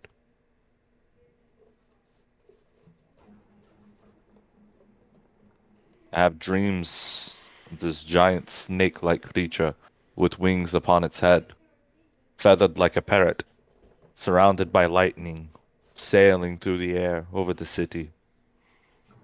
A being carved from clouds, wind, rain, and lightning, Yes. And his cry is slithering anger. through the skies, drowning the lands with rain and stabbing the earth with lances of lightning. Our seers have had the same dreams. We They are. believe those punishing winds are screaming around them as they fly around, as they continue to feed on the chaos that is being wrought within the city's walls. The city is full of sin since its very dawn upon these shores. We have struggled against its growth all the while, but the people continue to progress. Perhaps this is the natural order of things. The cycle to begin anew, everything must be wiped clean. Like a brush fire burning away the overgrowth so that new life can begin. I have always felt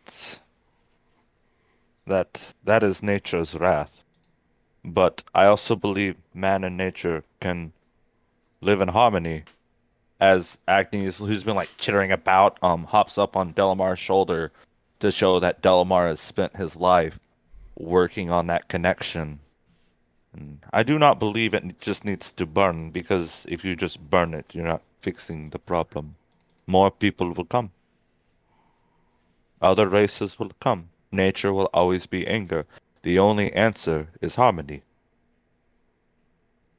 And I'm hoping that my goal of bonding the spirits to mortals to try to help balance between man and nature has helped. But I also fear that I might be the cause that the air and the water spirits are in such strife. Too. What have you done that you think causes the spirit's strife? The simple fact I bonded with Agni. But was he It's, not angry before your bonding? he was angry, like a monkey. And in my age, I've seen him grow. In his anger, he grows. We've destroyed. I've destroyed a lot. Accidentally. And I've spent my life trying to learn my anger. And also learn his anger. And just trying to learn each other. And through that, we achieve a balance.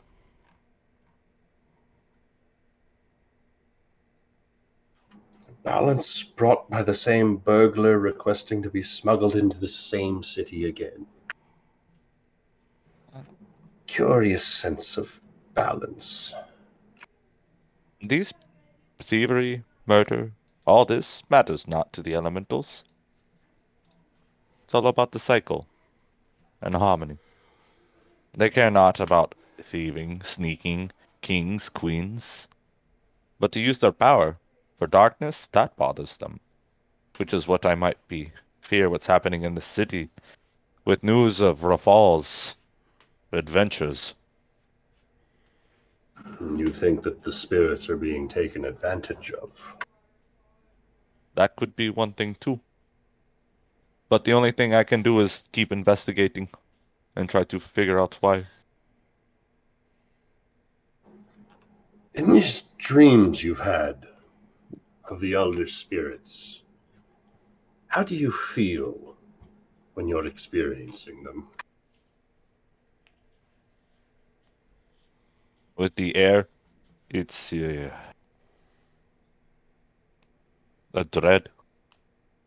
Just from their wrath, their anger, which normally air should be light and happy. And then there's the water elemental, and that's the one that every time I glance upon that spirit, that darkness, that cold, that blue, I wake up in a sweat.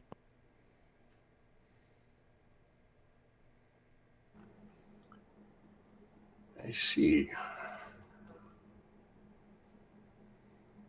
As he stands up, he starts to make his way a little bit closer to his own hearth fire as he just sort of stares into the flames.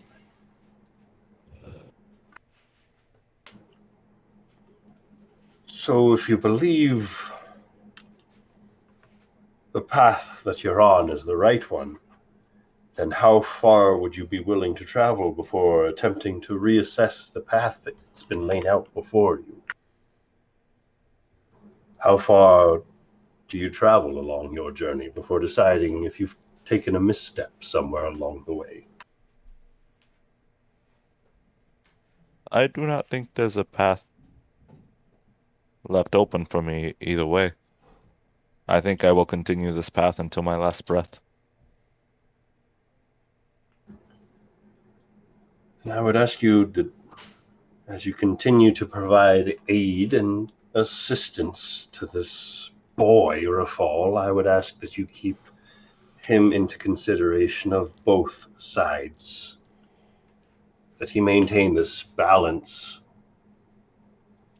Because if these elements are tipped too far into the chaos, there may be no return. The cycle may be broken and shattered, and that would spell doom for us all.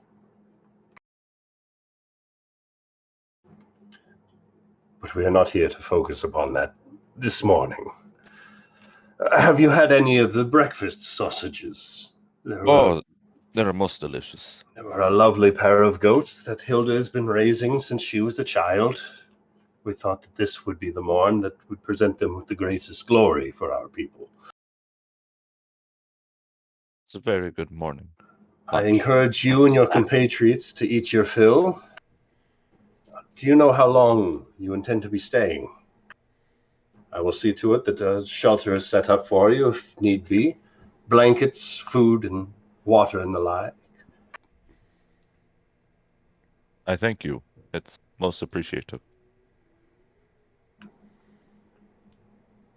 As he starts to make his way back towards the kind of thick curtain doors that's separating this back bed chamber from the front feast hall, his arm starts to lift for the curtains and then just sort of hesitates as he looks back towards you. Friend Delamar, I would also ask if you're able to stop others who've walked the wrong path. If it comes to the time that you've seen that they've made mistakes along their path, and sometimes it may be put up to others to change our course. I would ask that you keep a close eye on this Rafal and the children that he travels with. They have many years yet to experience in their lives, and a number of lessons to be learned within each and every one of those years. I would put the task upon you to see to it that they make it to these later years, to look back on whatever mistakes they've made. See to it that they are protected in this endeavor. Rafal has done a considerable amount for our people, and I am forever grateful for what he has done for us. But the news that he has brought this evening is like words that have never befallen this camp before. When the morning sun rises, the city will be different. Whether or not it is visible to the naked eye, MistHaven will have changed. I ask you, is it time for the cycle to begin again with another king? Or is he capable of breaking this cycle? as he starts throwing open the curtain and rejoining the feast hall. Everybody watch. Go ahead. As he's leaving, I'm just gonna kind of look down at the ground, thinking of all the like gravity of all the things going on right now, and I hope I can guide him too. And I'm gonna stand up and follow him out. All right. So over the course of this breakfast that you guys have here, you're able to get a short rest in. Agrimar and Thule likewise are able to get a short rest back at the Maker's Temple, if you would like. Or if you guys are attempting a full rest. Can Zara have like a little mini conversation with Callum just for a sec? Absolutely. As Rafal and Delamar are back speaking with this old guy that's covered in bones. Weird man. You watch as Callum is in the midst of surveying over this infernal script once again. Callum, I need to talk to you over there, somewhere a little bit private. Sure, Zara. What is it? She'll lead him over to like a little more secluded place, not in a place where it's not easy to be overheard or they can see any eavesdroppers. And when she knows that it's they're relatively secluded and no one's looking at them, she'll take off the glove and show him her hand. Callum, you watch as she pulls this glove free. The finger that she's placed this ring of winter upon is just all but from base to tip is just completely blackened with frostbite. And the ring itself looks to be partially frozen onto the now dead finger. I use the ring. Zara, that's where the ice wall came from? Yes, I saw that we were in danger, and I just kind of listened to the ring. And then I couldn't stop listening to the ring, which also that glacier is my doing.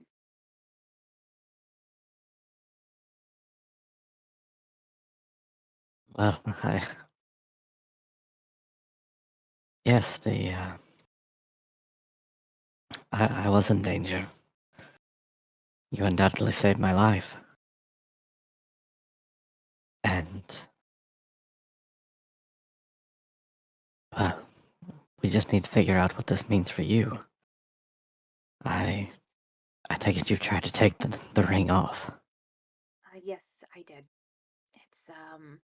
It's not coming off, and I'd rather not try to take it off when we are surrounded by people. I don't want to almost kill anyone else.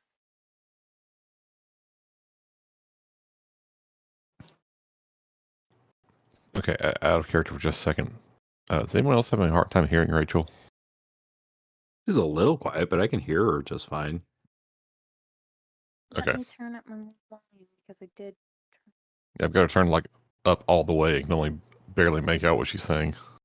Oh, shoot. Just have her start shouting at everyone. All right, how about now? That's better. Okay. But I also have something else, Callum. I've been thinking about it for a while now. What's that?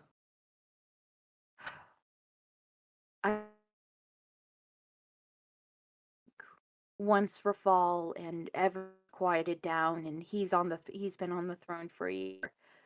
I'm leaving, and I'm not coming back.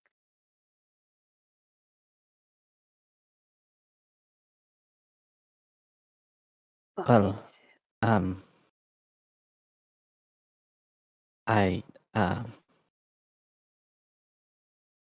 would you want to have a traveling companion?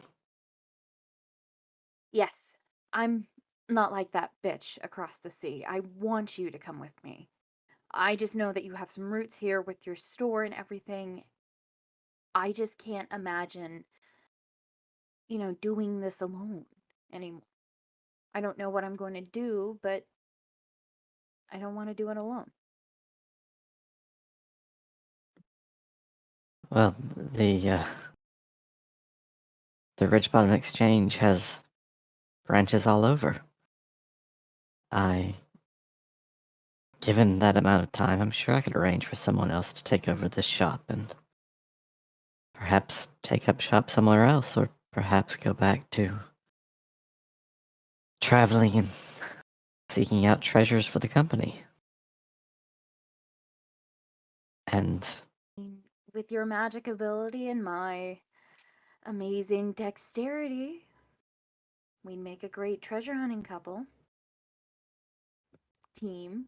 there are a couple of places I've always wanted to go. I just never thought I had quite the team together. There's this one tomb, but I'll tell you about it later. But I really think I like the idea of that.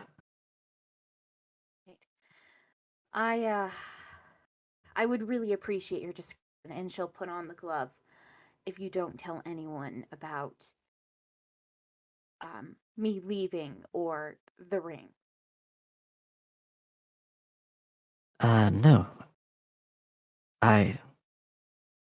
Obviously, right now is not the time, but I would like to take a closer look at the ring and better understand why you can't take it off, and if the damage to your finger is permanent.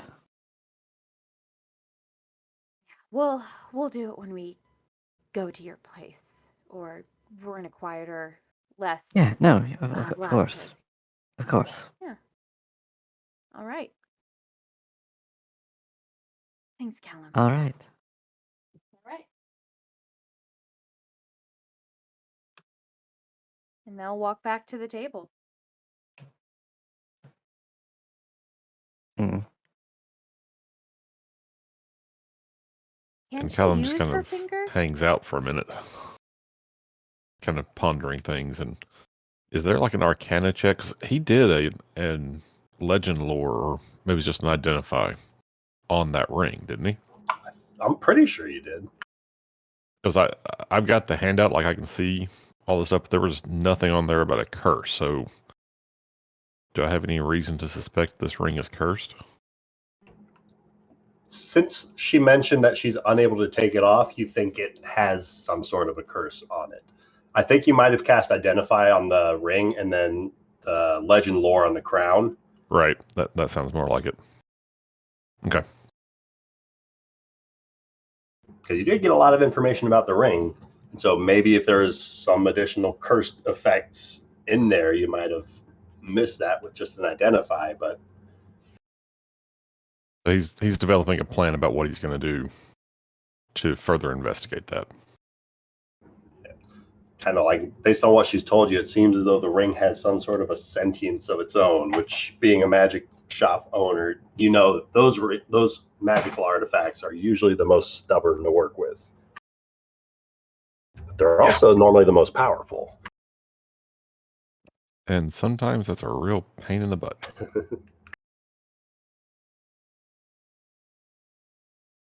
Okay. So are we going to say that was before or after Callum did his comprehend languages? We'll say that was like you did the comprehend languages. You were just starting to read over the outside of the scroll when she came up to you. Okay. So like the spell is still active. All right, then I'll hang back then, since I'm already kind of off by myself, and just start reading the scroll. All right, pop it open the scroll case.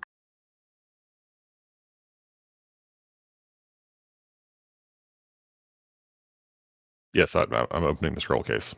All right. Should see a pop up. I do. All right. So Callum is looking over the scroll case. Rafal, Delamar, Zara, how would you guys like to spend your long rest here at the Strider camp? Oh, are we going to spend 8 hours here? Looks like Delamar wants to.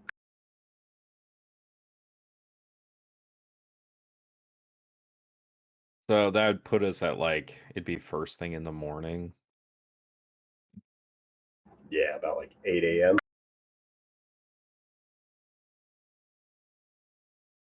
Because it's about midnight right now. I was hoping they could smuggle us like right now. Yeah, Under we cover definitely of could darkness. try. Because then we could take the long rest of the Phoenix Feather in and we couldn't be scryed on or anything like that. It's safer there than it is here. Sure. So just a short rest here then? Yeah. If everyone's okay with that. Yep, yep.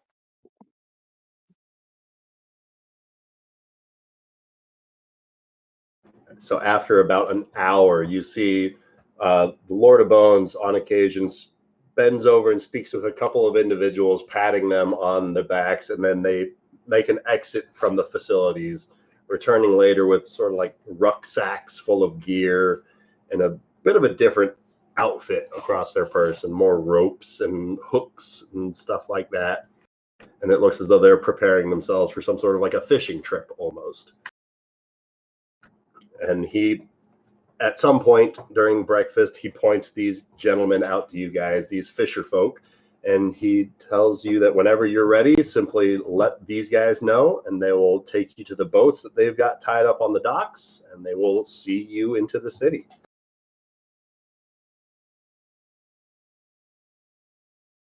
Off we go. Before we leave, are there any like good-sized trees in this Strider camp? There's a few of them. Oh, yeah.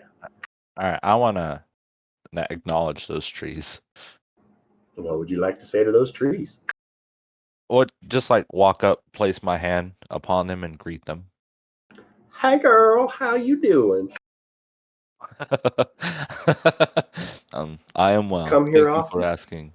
Uh, no, it's my first time actually. Oh, you seem so sweet. Just blowing through. Are you one of those tumbleweeds I've heard about? Um, this is awkward because I have to go. Oh, but you just got here. Why don't you I'll plant yourself and make some roots? maybe next time. And I'm going to walk away from that thirsty tree. At least give it some water. I'll just Damn. want more.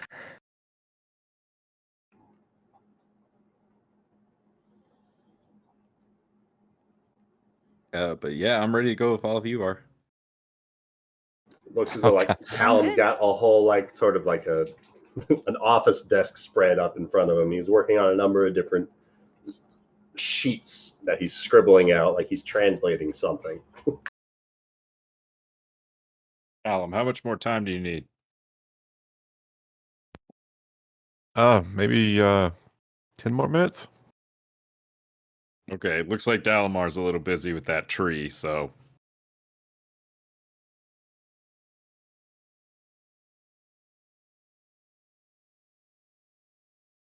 So we'll let Callum finish doing whatever he's doing. All right.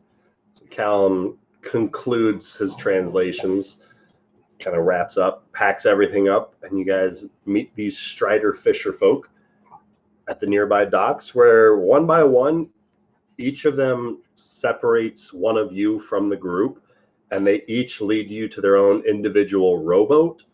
But I don't know the parts of boats, but the main wooden seam that runs all the length of the boat from tip to tail seems to be coated in a The fine. keel. I think so. The keel seems to be coated in some sort of like a silvery metal that as you guys slide the boat into the water, seems as though the boat's a little bit more buoyant than you would have expected. But one by one, if I could have each of you roll me a stealth check to cross the shimmering stream under cover of night with one of these silver metal boats. Do Why I would you have have- to Why roll a would you have me roll stealth? disadvantage? I would say if your armor gives you the disadvantage, to go ahead for it. because it's a little bit more cumbersome getting in and out. You might get more likely to get noticed. Oh, But, fuck! There when you roll 2 you go. natural 20s, you don't have to Wow. worry about it. That's amazing. Oh my god. Maybe you can give some pointers to Delamar or Callum, though. What just happened? I mean, technically, Rachel, it's 2. Oh my god. Well, Rafal's getting it. So Rafal and Zara are in the first pair of boats that starts making their way across the shimmering stream. And after about 30 to 45 minutes of rowing, the two of you start to notice each other. Like there's been a couple of other fishing boats all across the shoreline with others. It looks like they've just sort of set up each of their fishing poles around their boat, blown out their lantern, and have taken a nap for the early morning, waiting for any of their lures to start going off. And you guys are able to start just sort of drifting past some of these fishermen, keeping your own cloaks pulled high, and go relatively unnoticed. Callum and Delamar, however, it's a little bit more difficult to conceal this flaming monkey who climbs into the boat and is actively producing light as your boat starts making its way across the shimmering stream. Callum's boat kind of makes a little bit of a ruckus as it bumps into one of the docks, just making a little bit of a scraping as it makes its exit from the Strider camp. But not too terribly long after Rafal and Zara, the pair of you start making your way down the shimmering stream. About an hour to an hour and 15 minutes of rowing before the gentleman that has been rowing your boat for you starts to slow down a little bit, and you start seeing the Citadel rapidly approaching. The main headquarters, it's like police headquarters for the city. The town guard makes their base at the Citadel, and that seems to be roughly the area that you guys are aiming for, with Baylor's Retreat right there and the Phoenix Feather Inn just around the corner. And as Callum and Delamar's rowboats come into dock, there is the glistening of torchlight across one of the walls nearby the Citadel, as it looks as though one of the town guards starts shouting down towards you, "Hey, have you got the proper permits and paperwork to be tied up over there?"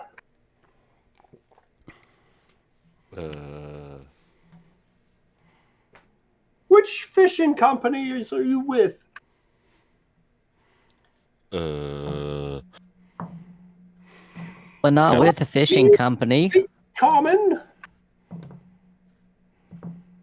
I'm making a special delivery to the Phoenix Feather Inn. The Phoenix Special Feather request what? by Lord Rafal himself. Lord. Ooh. Gonna name drop to get out of this. I like it. He even put Lord. Ooh. Callum, roll me a persuasion check. I like the That's sound not of in that. my stealth. Lord Rafal. Actually, never mind. I good persuasion. Your stealth happened to your stuff.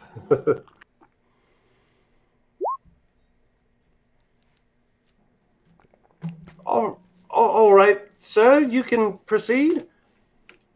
What's his excuse? You with the monkey. Put that fire out. Okay, I'm gonna unsummon Agni.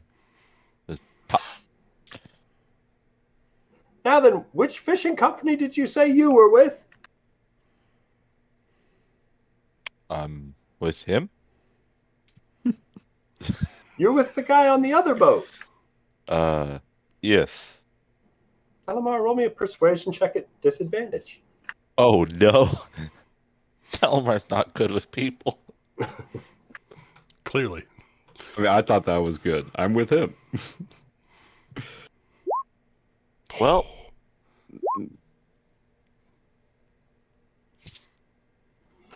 Why don't you just wait right there? I'll send somebody down. They'll be with you promptly.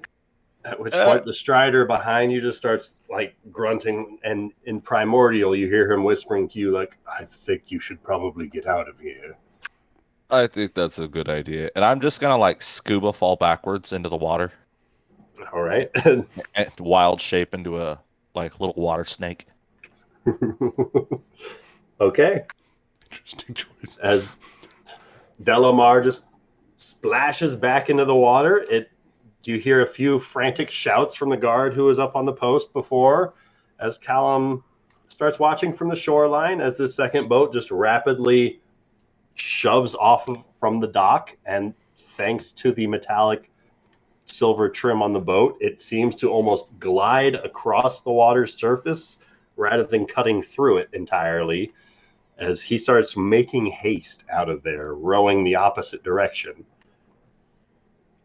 Delamar, Mr. Water Snake Man, as you start snaking your way through the water, go ahead and roll me a perception check.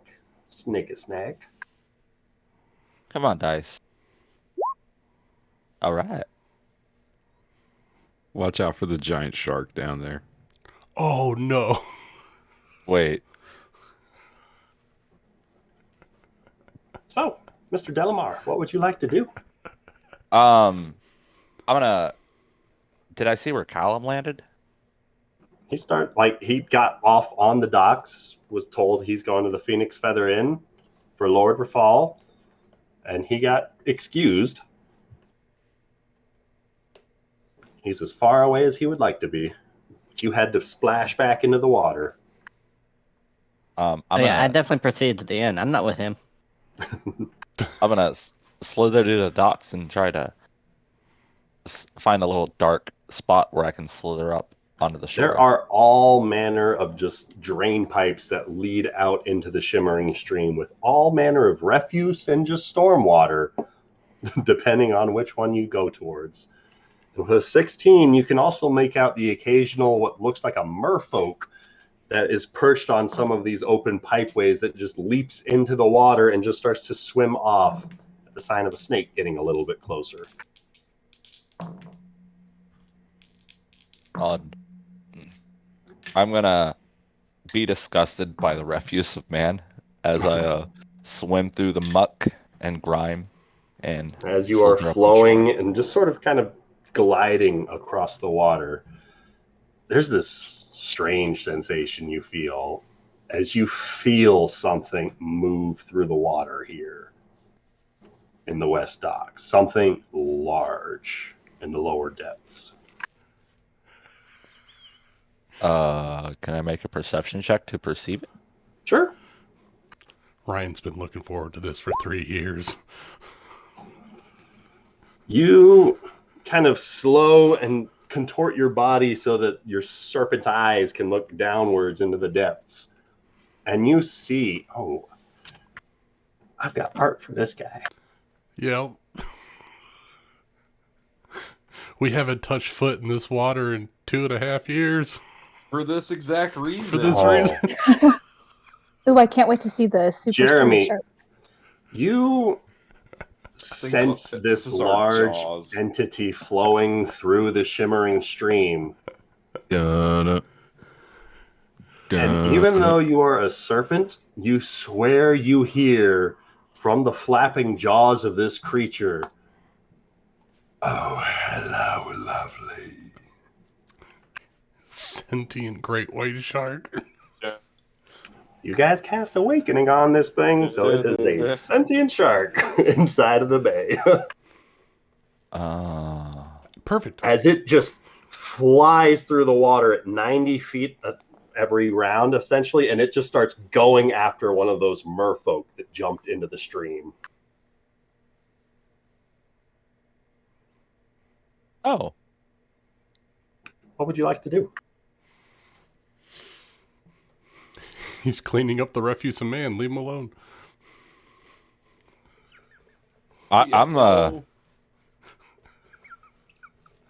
This dude is just, oh, he's got chains on him and everything. Just roll me a nature check. Yeah, this is cool. He's a badass shark, man. Thing almost ate Amanda. Yep. You've heard rumors about what is more myth than fact where you're from, about tales of this entity, this unkillable shark that has lived inside of the shimmering stream bay of this city for as long as anyone can remember. It was given the nickname Ironhide just because of its ridiculously tough skin, but that name became even more fitting whenever all of these harpoons and fisherman hooks just started to stick into the back of it, providing with its own sort of almost makeshift armor across the decades.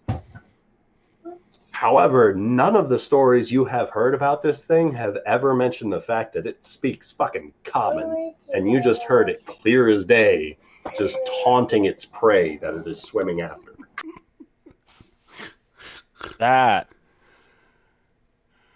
That does me off. I'm gonna slide up and like get up on the docks and get out of beast form. All right. Slip up onto the docks. Give me 1 second, and I will reset Charles' Xbox for him. I'll be right All back. right. A worthy task if ever there was one. It's true. Mm-hmm. So, Rafal, excited about being king? There's gonna be some complications. I know But- ceremony. I'm just gonna say, if you weren't ready, you could have stopped the plan. I mean, it was either be ready or let a fascistic government take over. So I think I went with be ready. All right, I'm back. What's he playing?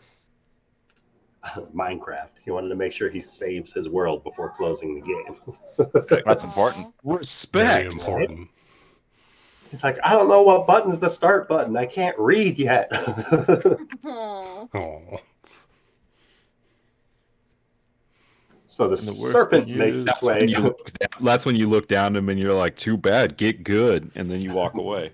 Rafal and Zara, can I have the two of you roll me perception checks, please? Perception. Perception. Oh.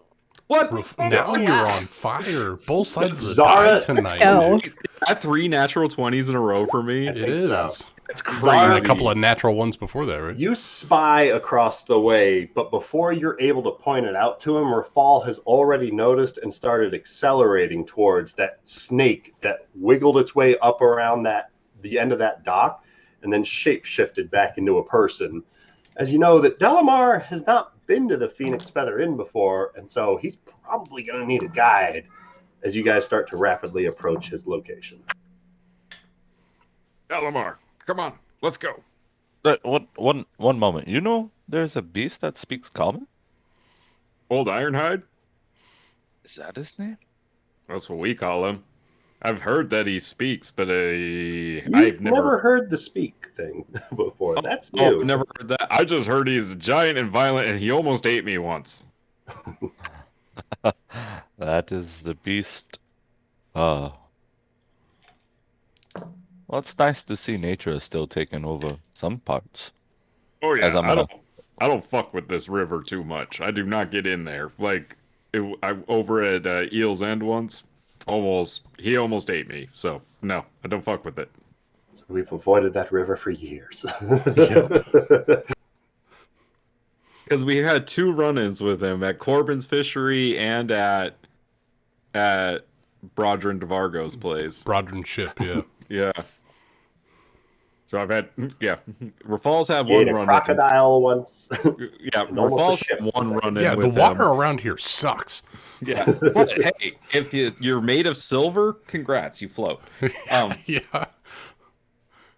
I love that orc that we talked to came back and saved us. He was up the river. Yeah. You set him down the river that ends in MistHaven. That Then was you guys such a went back to bullshit Misthaven. thing for us to do to a charmed was a- orc. Yeah, but he was okay with it. We I love saved that his life. guy. He didn't complete his blooding cycle, his blood hunt, so he couldn't go back to the tribe. I felt so bad. I mean, we kind of fucked up the rest of his tribe, didn't we? We made him a silver wrap and be like, Yeah. good luck, buddy. See you later. He's fine. He stole all their rubies. He's dead, isn't he? So yeah, we will collect Delamar and make our way to the Phoenix Feather Inn. Yay! Finally.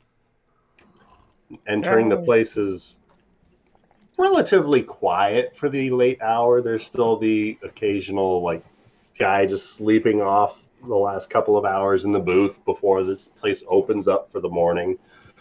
Cookie's already in the back cleaning the pots from dinner and getting a jump start on breakfast. And who is the first one through the doors? I think Callum is. Callum? Callum, being the first one back to the Phoenix Feather Inn, you are greeted by Shreves, who says, "Oh, thank goodness, at least you survived. I was so worried about you, but Callum, for as much as they had heart, we're never going to forget their spirits, right?" You're absolutely right, Shreves.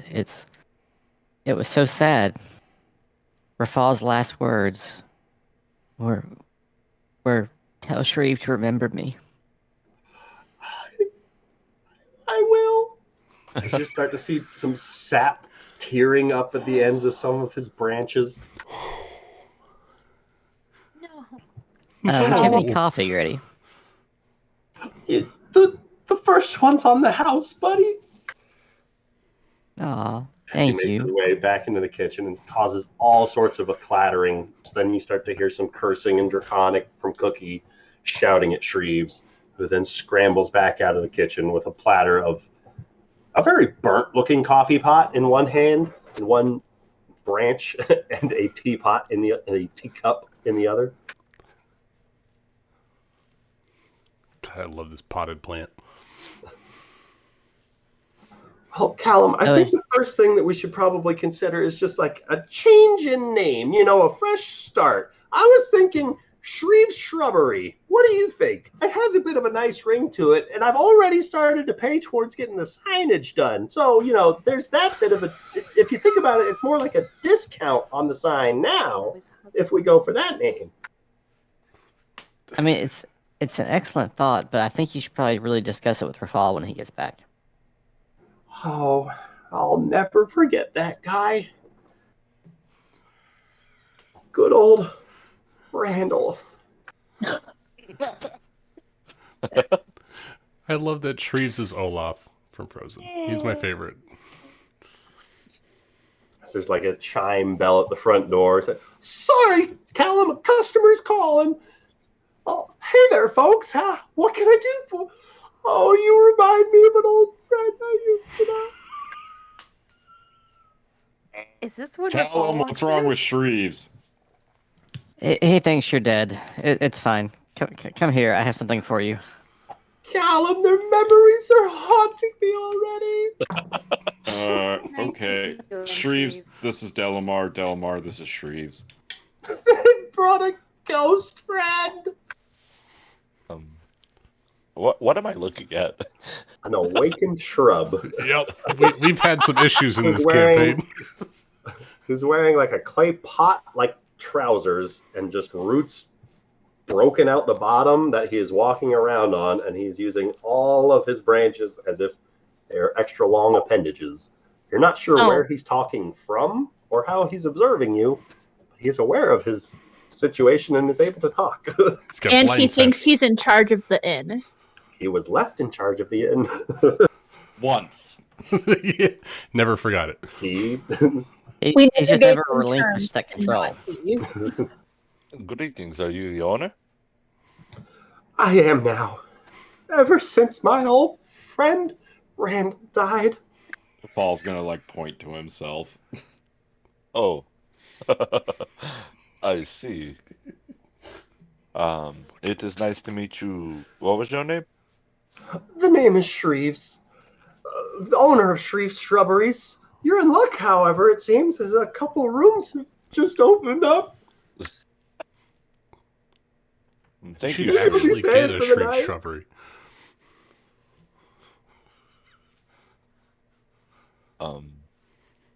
Rafal, I what the can see hell is to it that this? you get fresh sheets in the morning for just 5 silver a night. Just, you know, I don't know. Hey, Shreves, it's me, Rafal. I'm not actually dead. He just drops the tea cup in his hand and it just shatters across the wood. And he just scrambles up and hugs Rafal's ankle as tightly as he is able to. And that scalding hot pot of coffee wraps around and just starts. You start to slowly feel the like, shin pads start heating up as it's making contact with them for so long. It's so good to see you. Yep, good to see you too, buddy. I knew that you wouldn't be dead. I never doubted it for a second. Sure you didn't.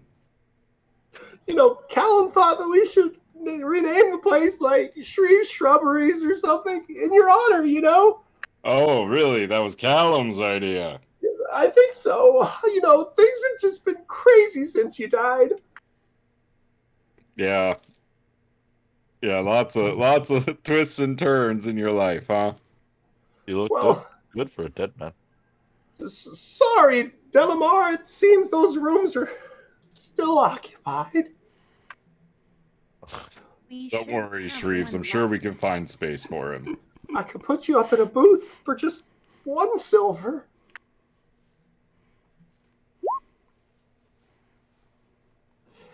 It's 10 copper if you Maybe a can't wise afford 1 mighty silver. ruler. Shreves the Wise. I didn't vote for him. Shreves, Delamar can sleep in my room. It'll be okay. All right, but there'll still be a small fee for turnover service in the morning. Fall's gonna look at Delamar. You heard him.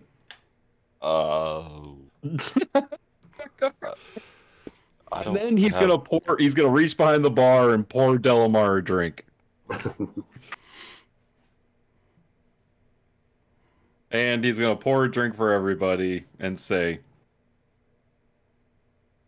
"You all inspire me, and I wouldn't be where I am today if it wasn't for all of you. Cheers." Before you cheers, you might want to read this. Uh-oh.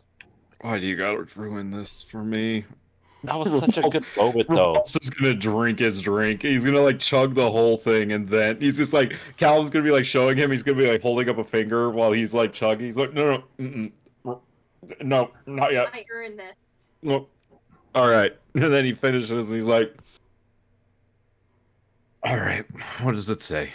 Oh, fuck. shit. Read this What shit. the fuck? God, No. I called it. I knew it. Levistus. I Well, can't quite make out what all the references Prince are, of but I Stygia? suspect you might know. Upon this material plane being the 4th incarnation of the 3rd cycle of mortality on file in fallen fastness numbers, this is a lawful contract between Levistus, the Prince of Stygia, and Iliosa Ashialehi, honored queen of the mortal city of MistHaven. Hereafter shall all agents of Levistus be consigned to the rule of Iliosa, such that the following agents of the 9 be bound to her word: the Hound Trinity, the brothers known as Gelugon, the Irenes, these 5 names, and all imps and lesser bodies who report directly to the agents listed above. In addendum shall the Irenes heretic Zanzanaria be bound body mind to Iliosa forthwith to augment her flesh in spirit against all things vexing and unforeseen, until such a time she might wither and die, whereupon such bondage shall be null and void. In recompense shall all pending debts held betwixt these agents of the 9 and Levistus be declared null and cancelled. In case of Iliosa's successful commitment to perform the following services on a forfeit basis. Support and preparation for future expansion as deemed necessary and desirable to one whose name shall be found on file in fallen fastness 420 69 power, upon the salt towers of Dis, whose name is struck from this contract yet known by the undersigned to be one whose hand guides these words. Pursuant to her own goals, Iliosa pledges the fundament and development of MistHaven as open ground and fertile soil for infernal use What? upon Shit. her quietus? I don't know what that means. As recorded by Infinitium charters and voiceless vexations for the first flensed. What the fuck? That was gibberish. Subject to Asmodeus veto. Honor his name. Oh my god. Signed I'm in pretty blood and sure- bound by soul. It's But unsigned. only sure this means only she that- signed it. It's He was unsigned. I'm pretty sure this means Unsigned that by when her. she's dead. I So- think it oh means my that when she's God. dead, He was the bringing it to city of her. MistHaven becomes subject to demonic expansion. Mm-hmm.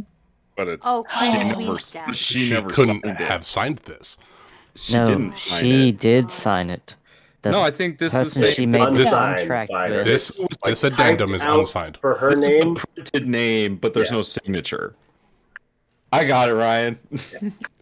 He was bringing it to the thing. That's why he was there. Oh my god. He was going to have her sign it right then and there. I Oh, this got is her good. body. Fuck you, demons. So this is actually good news then, right? Yeah. I'm not gonna lie, Rafal. I didn't understand most of that. You know, Shreves, it's okay. I didn't understand a lot of it either. Okay.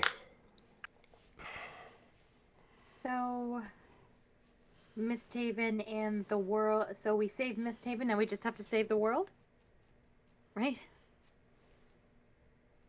Yeah, kinda. Great. Well, I mean, we still have to deal with the rest of the Requisitors and the rest of the Mist Maidens, but for the most part, we're doing good. It seems. I mean, if they're as strong as their stupid little boss was, I think we'll be able to get rid of them pretty easily. I think the thing that we learned on here is that whatever this is talking about, support and preparation for future expansion is deemed necessary and desirable to one whose name shall be found on file in fallen fastness upon the towers of Dis, whose name is struck from the contract yet known. That name is what would be The holder of the original contract. that's who whose bidding Iliosa would be doing. Oh, yeah, Athrok, whatever his name is, the lich dude. That's my guess. Altorop. Altorok, that's what it is. Altorok, whatever his fucking name is. If I had to guess. He is the puppet master. Mm-hmm.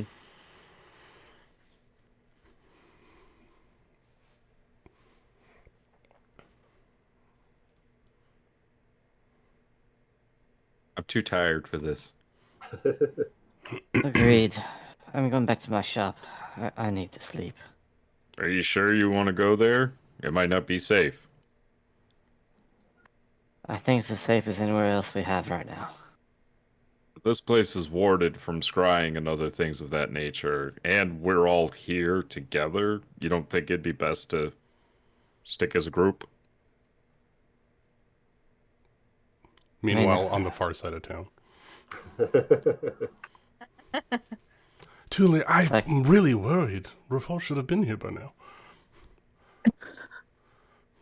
Why don't we just continue walking over to Agramar and his girlfriend?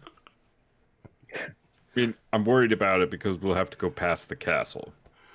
Well, actually, we should probably check on what's happening over there. You're right.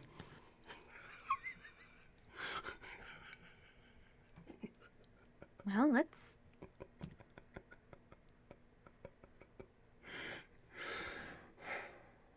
So we're not taking a long rest at the Phoenix Feather Inn. We're just going to go straight to them. So your rooms are occupied, or will you be making your exit?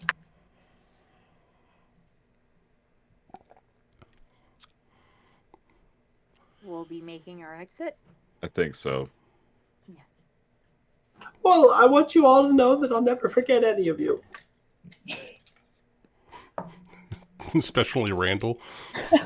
Certainly not Rafal. Oh, See, Shreves. I remembered your name. Here's the thing, Shreves. Even if I die, Shelby still is a part owner of this inn, so she gets to make decisions too. So she can own it, and I'm in charge. Well, that's up to the owner, Shreves. We'll see, Rafal. Oh God, he's gonna kill see. Shelby in his sleep. Who said Shelby, I'm pretty sure Shelby can take him. God. that? Yeah, we'll rest a little, get our refreshments, and then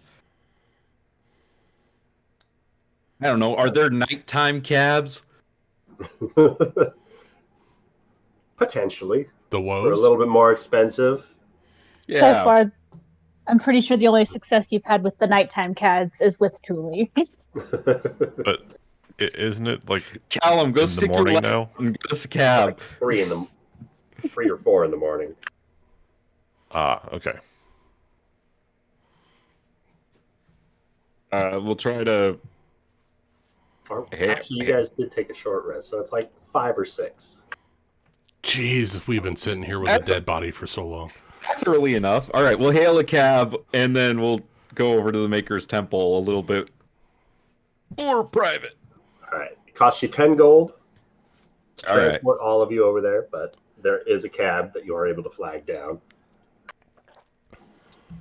Are you trying to avoid the street with the castle on it? Like taking No. a wider berth? To go by the castle so we can kind of see what's going on. Then those who would like to take a peek can roll me a perception and a stealth check as they pass by the Ooh. castle's gates. Hide behind the curtains. Do I have to Dude. roll with disadvantage on this one? The guy with the crown on his head, I'm going to say yes. All right. Then I'm just going to let Zara peek out, and Rafal's Okay, going to Callum's stay making a inside. sleep check. Do I need to roll a stealth check since nobody knows who the fuck I am? Nope. All right. Nope. Good. But I would like to check out this massive castle. I am sure it's cool. Could you aid Rafal to make his stealth normal? I'm just gonna hang out inside the cab and let Zara tell me what's going on outside. That's what a king should do. Have his I can underlings cast- do all the work. Pass without a trace. Oh my God, a druid. Oh, I forgot. Actually, You know what? actually, Yeah. You sure can. And that would give everyone a plus 10 to stealth rolls. Callum got a 30 on his sleep check. Wait, a plus what? Plus 10 on your stealth. Oh, fuck. Flat 10 adder. high. Come on, roll high. she already did. She got 35 total with the plus 10. She has a base. she rolled before 35. Delmar. That's awesome. So, Jeremy, for your sake, it's basically a castle that was built on top of an ancient pyramid. So the first 80 feet of this thing is a massive fucking pyramid, and then built on top of that is this colossal stone tower, stone castle rather. And if So you it's a very long path up the pyramid to the gates of the castle, and so it's very fortifiable. Okay. Also, I forgot to mention it. I'd like to. Were there any trees by the Phoenix Fire Inn? Oh yeah. Okay, I'd like to acknowledge one of those trees. Sure. What do you say to it? Just hello. How are you doing in the city? Why are you touching me? It's- I apologize. I'm sorry. I'll stop. I'll stop touching that tree. This tree's got like hack marks from kids, the local ruffians that are in Keeps our getting inn. trimmed back and trimmed back. I would like to go find another tree that won't be so scared when I come walking through it one day. The tree has a high and tight. High and tight. They cut all the limbs off. Oh, hey there. Yeah, sorry about him. He's well, he's kind of been here a number of years. He hasn't really been all there ever since they rid the curbing around him.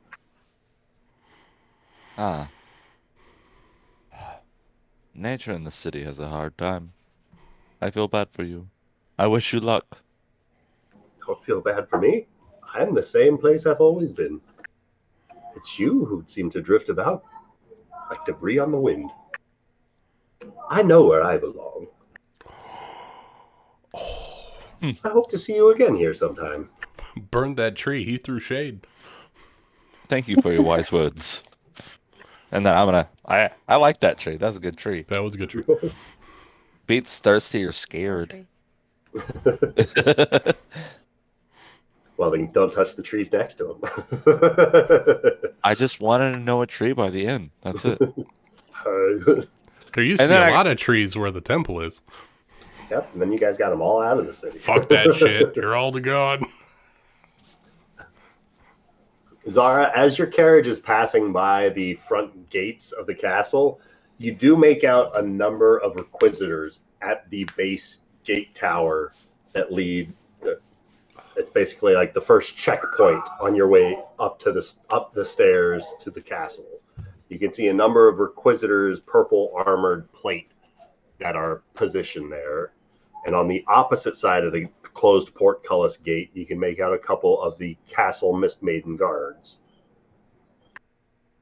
And further up the way, posted out up on top of the pyramid by the castle gates, you can make out more of those purple armored figures walking the ramparts of some of the walls of the castle up above. And occasionally you can make out these sort of crimson armor of the Mistmaidens. It looks as though everybody here is still on duty. Like their understanding of the situation has not changed. Looks like Dazan's friends are having a little bit of a sleepover at the Queen's place.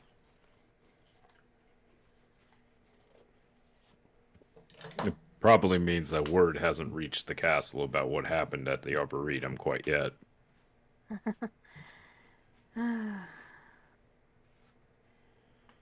I would have thought the other Requisitors would have reported, the ones who escaped. There's no telling what might happen now that Dazan isn't around. Are we sure that was him? No. Zara, you make out a blinding flash of light just booming out from one of the tower windows. It kind of fizzles for a few moments before it starts to fade out. Do just I have anything bright burst of white light. Well, that's new. The Mistmaidens worked for the Queen, who's working for the demons. He's working for the Lich. I don't know, trying to get a closer look of this thing, like squinting her eyes just a bit, or you got a spyglass? I do not. Does anyone have a spyglass? Not in this campaign. campaign. Of the eagle? Yeah, I thought I did. Eyes of minute seeing? Callum has eyes of minute seeing, I think. Indeed, I do. And he's gently snoring in the back of the cab, so you can definitely just grab him. You want to take Callum's eyes of minute seeing? Oh no, he's not going to be able to see nothing when he wakes up? Yes. Right. Zara's going to... Do me a favor, roll me one more perception check. Let's hope it's bigger than a 22. 22. Wow, you called that one. Thank you. As like it takes you a few moments to realign the focus for this distant target in the window of a tower far off up above, but as your carriage continues to just stream by, you're with pinpoint accuracy, you focus up on this balcony up there. And for the first few moments, after the white light starts to fade, your eye just continues to glow with that almost blinding absence of light for a few moments. And as your eyes begin to adjust, you start to see a figure moving as if drifting across that open window way. For a moment, it looks like a ghost before you notice that you're not looking through it. And that's what it looks like. Guys, can someone just kind of come look at this? Because I don't know what I'm seeing right now. And it's already gone from the window. And it's gone. What was it? Looks like an emaciated child. I can see right through it. It almost looks like a ghost. I don't know. Oh, shit.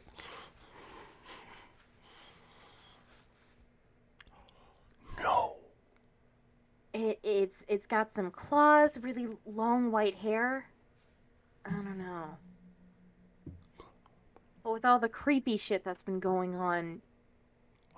Can I make a nature check Did the queen have a baby? from that description? You could try a religion check if you're proficient. Who'd she have had a baby with? I don't know. A demon? A demon, maybe? I was, yeah. Your uncle? I don't know. Oh. He has a passage back into the castle. I don't know what he's doing. Yeah. No, He he seems visited pretty the Queen's genuine and not treasure wanting chamber. to be near the queen. Because he didn't want to pay alimony or child support. What are we doing? Carts continue making their way up the cobbled streets, and it's not too long before it slows to a stop and the doors open up, and you can see the Maker's Temple just outside.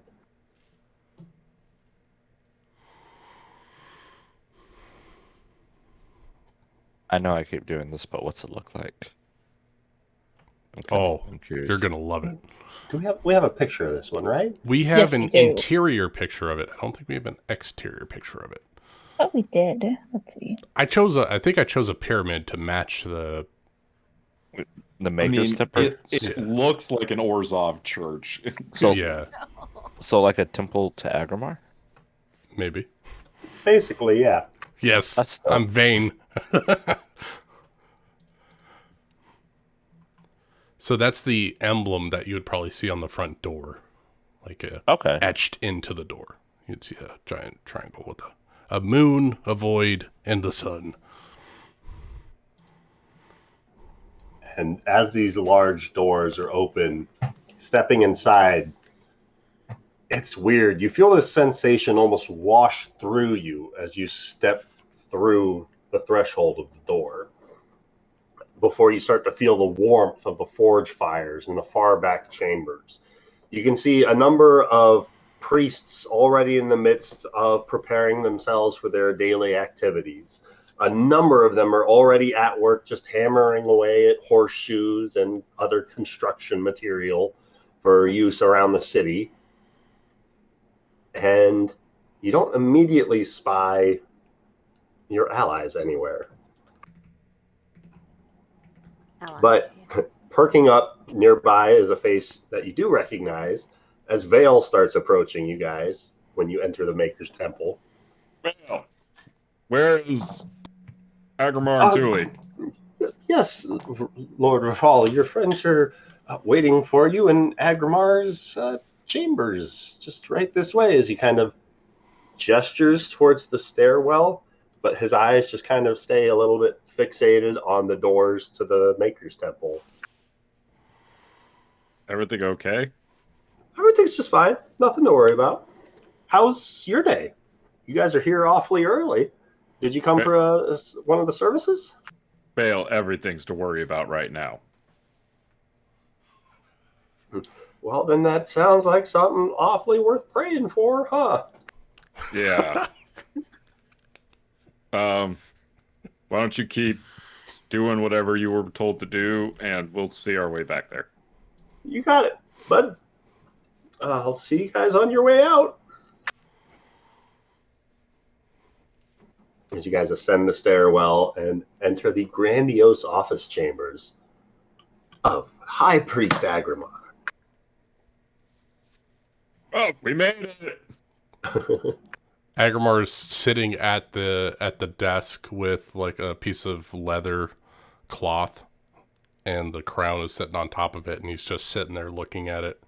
And he looks up at Rafal. I am so glad that you're safe, Rafal. All of you. Wow. What happened? Well, we fought Dazan and the other Requisitors on the North Bridge. There was a giant ice wall created that blocked off that entire bridge from being able to enter into the city, and a kind of glacier that knocked the bridge slightly off its keel. And then after that, we defeated Dazan. Sorry, Zara defeated Dazan. And then we went to the Strider camp, they smuggled us back into the city, and we took a cab over here. We haven't slept. We're exhausted. Neither have we. We've been keeping an eye on the crown and the queen all night. The queen's body's not in here, right? It's in the room, like, across the temple. You don't know where it is. I will say, it's, Vale graciously gave up his room for protection. It's on the other side of the pulpit, whatever they call the sermon area. It's on the other side of the temple. We've all been maintaining watches on these items, the three of us. The rostrum? Well, his nerves don't seem to be holding up well, so... Well, we kind of plopped in here with the dead queen, so... Yeah, he's gonna need some therapy. I think Thule offered to go with him, or he wanted her to... Would you say... What happened, Thule? That was weird. Thule actually isn't there right now. She's basically taken it upon herself to patrol between Agrimar's room and Vale's room, kind of closing off that part of the temple from anybody. Agrimar is like so tired, he looks around. Oh, she's not here. He's having a rough night too. Personal and honor-bound duties are conflicting, and he's doing his job, but he's having a rough go of it. Well... Oh, by the way, Rafal, Crownfall and your shield are right there, next to the door. I really would like you to have those back, please. I would be happy to have them back, trust me.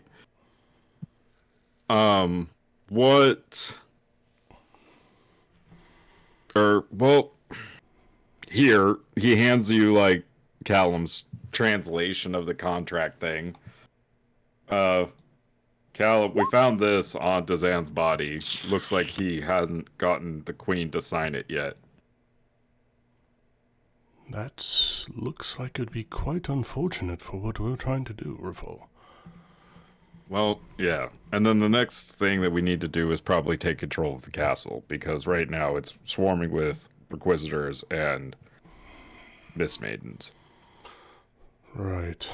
Floating apparition now? What? Don't know anything about that thing yet. What? Really. Speak up, Zara. What? Zara saw something weird at the castle. What? Looked like looked like a starving kid. Long claws, hair kind of shiny and white.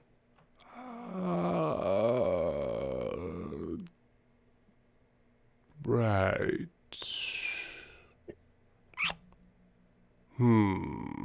Perhaps. I certainly hope that isn't who I think it is, because that would mean that everything is compromised. Can I roll a religion check on that, right? Or What do you wanna know? nature or knowledge or whatever. What do you want to know? I want to know if this is possibly the child that I put in purgatory that somehow got out and is let loose in the castle. I would say you don't have a roll for that. Okay.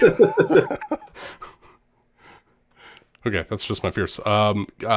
Perhaps is this a manifestation of something, a demon or some kind of haunting that I can maybe identify?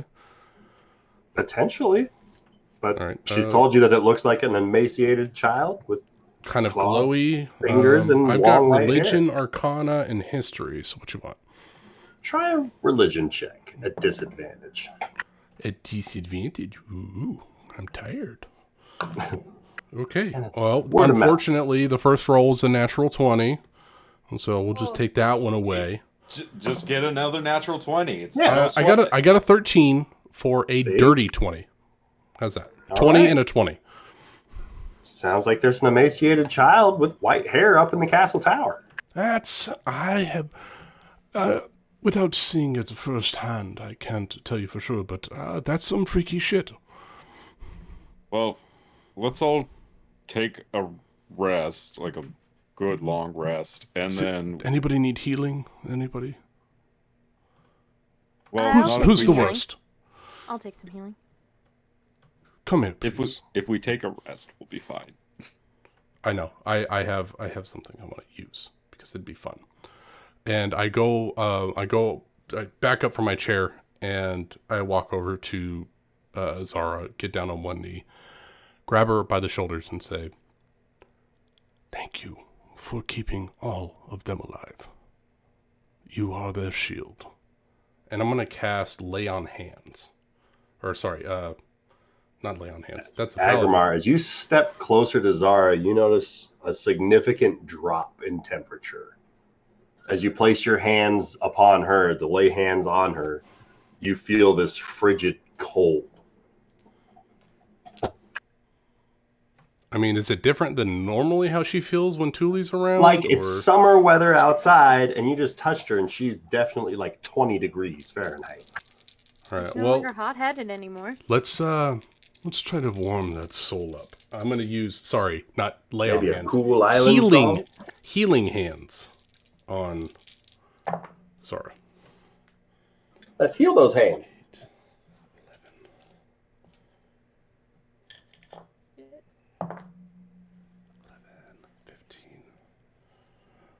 15. So you get 15 hit points back.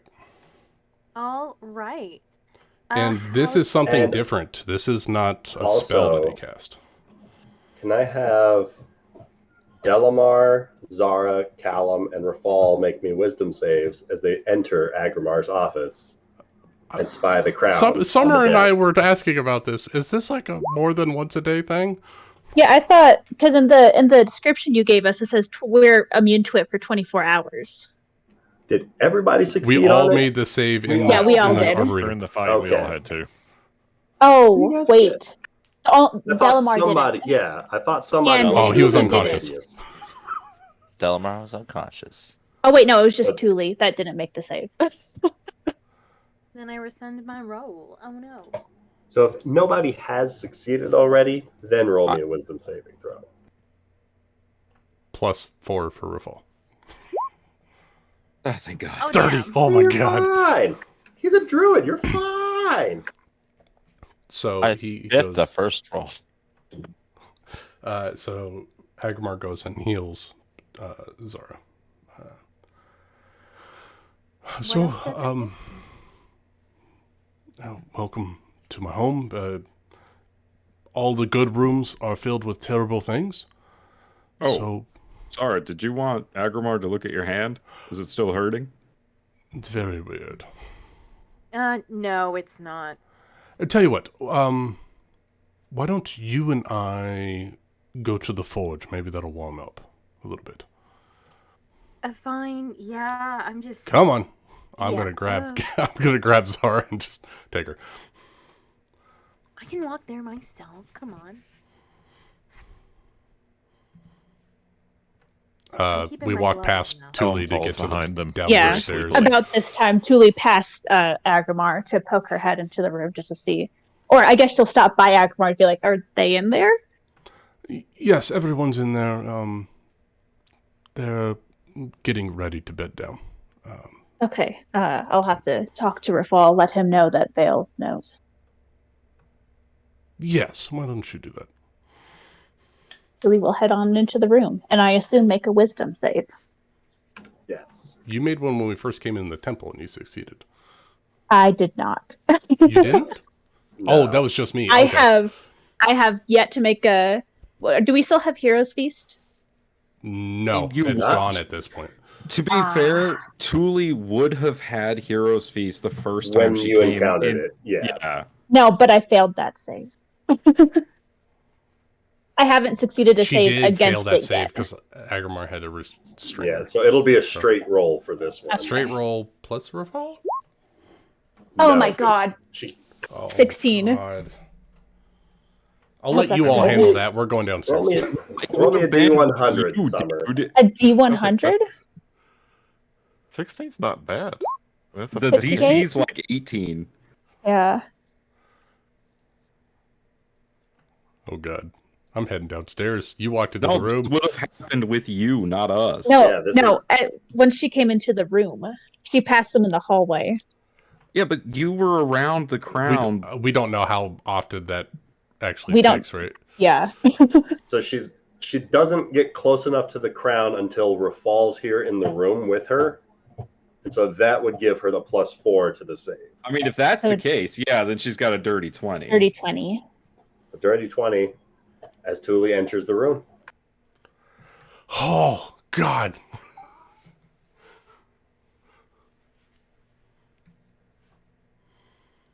As Agrimar Rafal. leaves the room.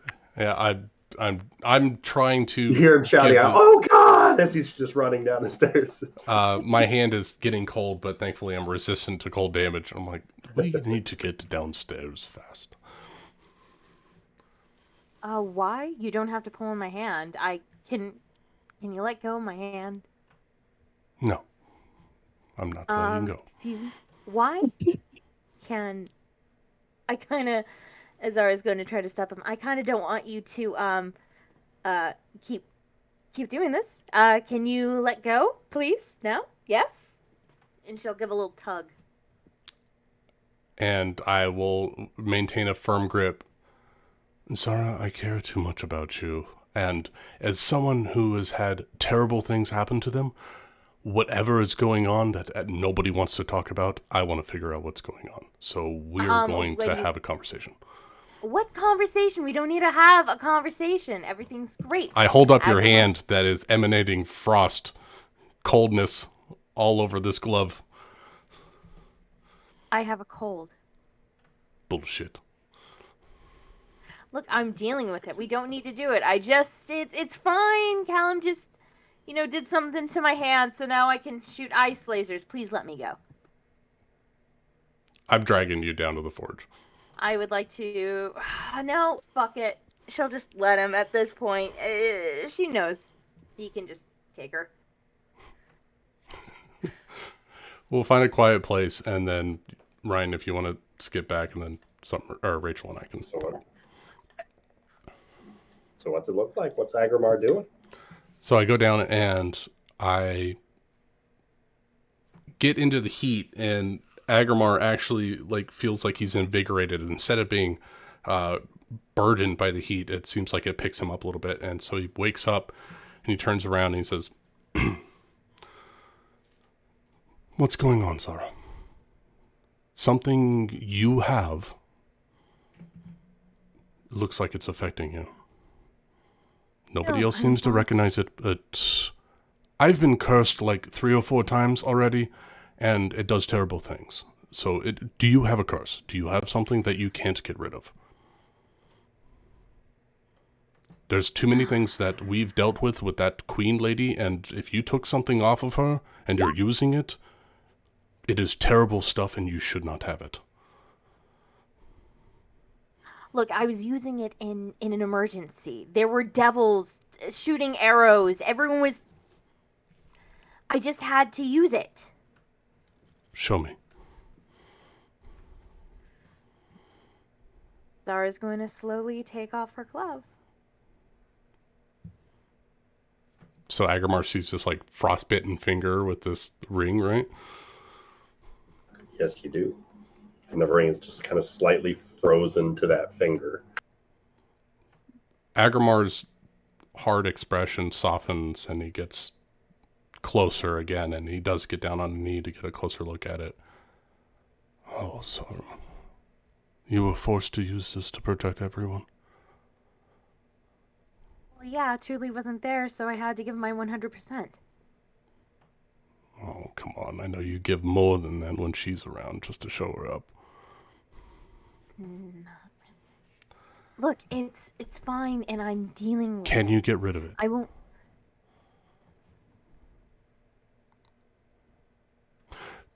The reason why I ask is because if this spreads, you're not going to be able to use your bow anymore. And that is what is protecting Rafal. That is what is protecting Callum and Thule. Whether you like it or not, you are protecting everyone. And we need you at your best, and you can't be losing fingers. Look, it's... Okay. Just let me think about it, alright? But this ring helped save everyone on the bridge. I know, but perhaps, now that you have saved everyone, we can take that off of you, and Callum and I might be able to find some form of curse breaker. It's not worth losing your hands.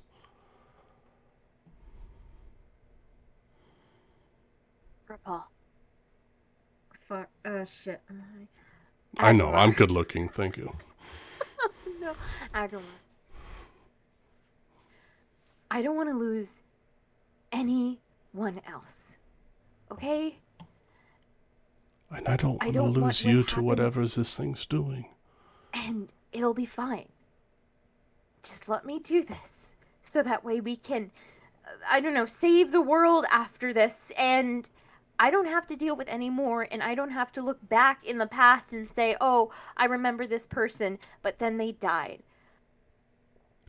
That is worth losing an arm over. I don't want to lose you guys, so please just let me keep this ring and I'll control it, okay? Just trust me on this one.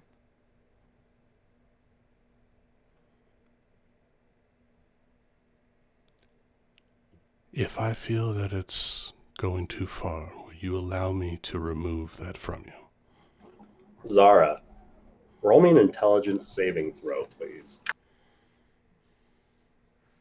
Oh. What? 16? Yay!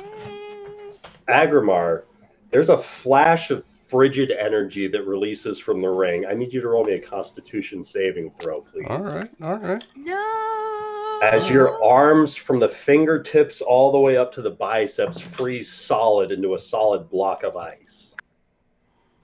Oh, that's fun. Yeah. Yeah. That's a 10 on my con save there.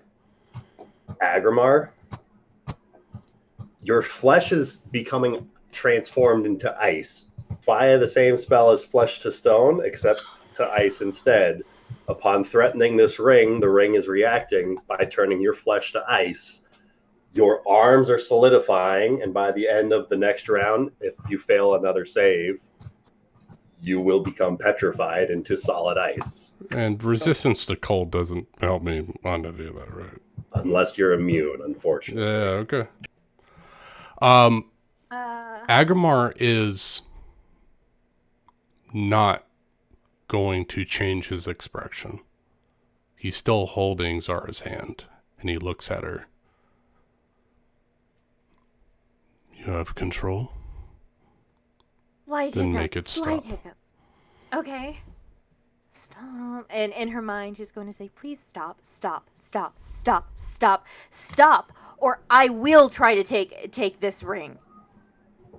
Zara, roll me another intelligence save. As you hear another voice, he's trying to separate us. Agrimar, you feel the ice pulling back towards Zara as this warmth begins to pulse from within you. You also feel this cold energy drawing back. Roll me another Constitution saving throw with advantage. The DC is 17. On a failure, you turn to petrified solid ice and die. Oh, good. Good. 24.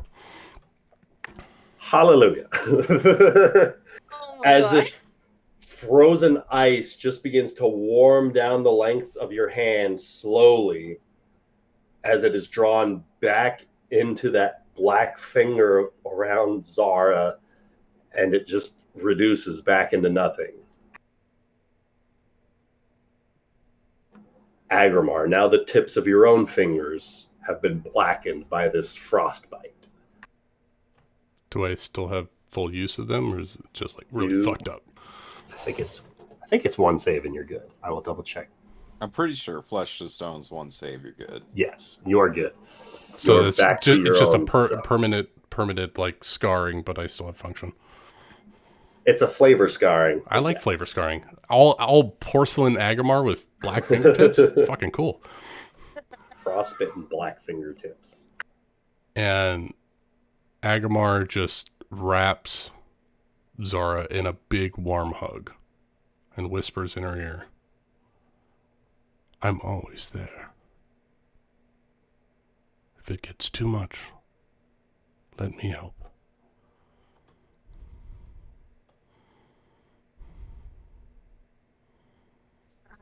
Thanks. But I told you I have it under control. He lets you go, gives you a nod. Perhaps a stronger glove to put on. And Agrimar will see if he can find a dragon hide glove from some leftover shit and perhaps put this on. This might hold the symptoms at bay for a little bit. Yes? At least keep your other digits warm. Just be mindful. No, I will. Meanwhile, Thule has entered the room, the crown on the desk. Rafal, Callum, and Delamar are now here. Rafal, great to see that you're well, that all of you are well. Yes. You doing okay? Yeah, I'm keeping things together. Oh, by the way, you might have noticed that Vale was a little shaken up. Yeah, he doesn't look to be handling all of this too Yeah. well. Yeah, no, I kind of had to fill him in on a few things. He's not happy about being involved. Kind of wants Yeah, I can bailed out. understand He that. feels he's bound by like duty or something like that. You mean because he's still in love with you? He asked me to go with him. I told him no. I feel like you're the reason he's still around here, because that's kind of the only reason I would work for Agrimar if I were him, but that's not important right now. I mean, I thought he understood that I wasn't interested anymore. Apparently not. Yeah, that's what I thought too, but well, luckily I don't think Vale has a horse in this race, so to speak, so that's good. We all need to take a rest, and then I think we need to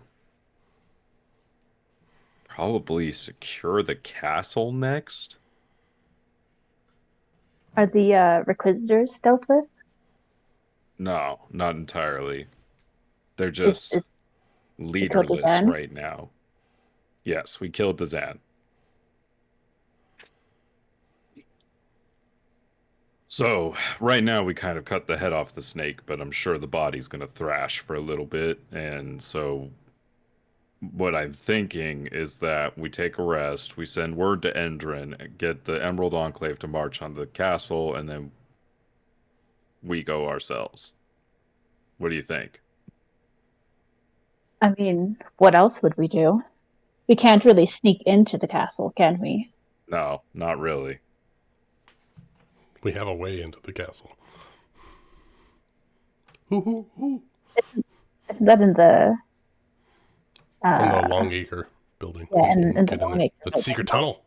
Follow the earth runes from the giants. Secret tunnel through Secret the tunnel. Scooby Doo this city. shit through the cellar. Let's go. Secret tunnel. What do you suppose we do with the crown if we're not going to be here?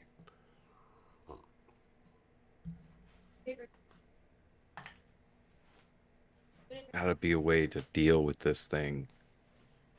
To keep it sealed away. Like, I understand Oh, why wait, that's right. I was gonna get your pier. Yeah, it was supposed to happen in the 6 hours they were out resting, There's a- feasting.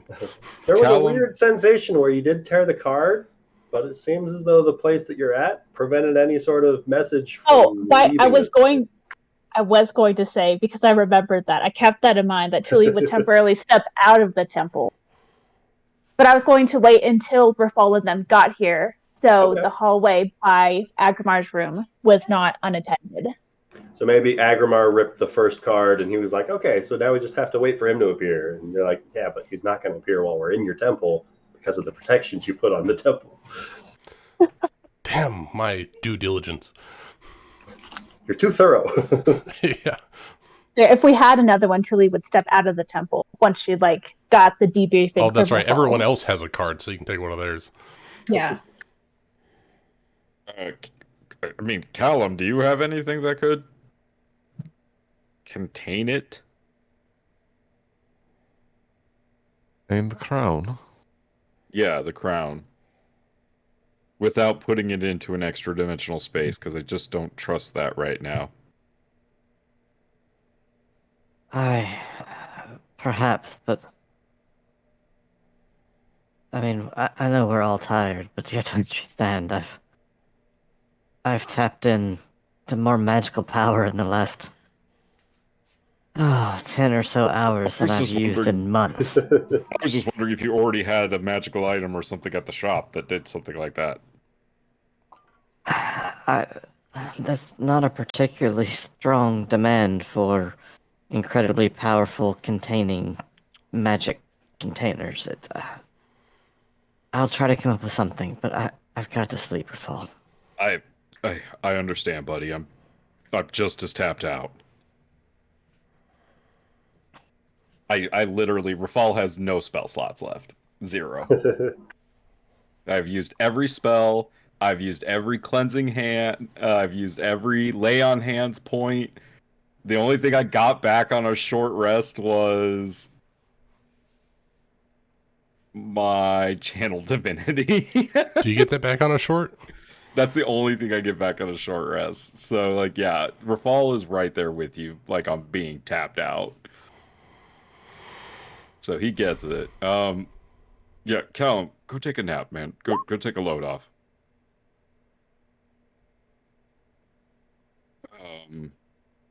And Callum doesn't even respond. He's just like, and he goes and finds somewhere to lay Okay, down. Tuli, what? Yes. Okay, you know the forges in the bottom of the temple, like Agrimar's Yes. personal forge. What if we Yes. put it down there and just sealed it off? Like they put this crown in the treasure room, and it was lost, but it was safe there from other people because no one goes in there. What if we just put it down there, seal it away? It should be safe because it's here at the temple, right? Theoretically, but it wouldn't. I wouldn't say that nobody uses that forge because I'm fairly sure Agrimar allows Vale to use it. I'm not about to make Bale protect the protector of this crown. I know. I don't know if Agrimar has You're a way right. to I seal feel that like- room. Would it be better if one of us stayed here? But that would make us weaker in taking over the castle. Right, there has to be a way to put it someplace where we can feel sure no one's going to get inside. I'm going to step out of the temple to try to contact your peer to see if maybe he'll have something. If not, I think we might have to use the portable, the bag of holding as a last resort. Can I like metagame outside conversation? Give a hint, maybe, Ryan? Something like a lead box. Or if we really need to, Agamar that can work? take it off of the world. Oh, take it to Daytona. Oh, that's even worse. Are you kidding me? But again, somebody would have to stay with it. That's already made the save. If anybody out there accidentally comes upon it, that could be Oh, even God. worse. Delamar has a spot. Delamar has a secret glade which no man has ever stepped to. Is Like, it like an extra dimensional space? it's on this planet in a jungle deep, deep, deep within the valley of a volcano. And Or you dormant could- volcano. How could you get to it? I'm a druid, homie. Tree Oh, stride. Or Why do you think was I've been it transport touching via trees? plants? Whatever is it called? I mean, Yeah, the transport problem via is like, I don't want to just leave it. Like, I feel like it needs to be guarded, right? Do you have people you can trust like that? Nope. That's not party members? No, Uh-uh. not that are No one that this could resist the powerful. corruption. Mm-mm. Then maybe just leaving it where it can't be found might be better.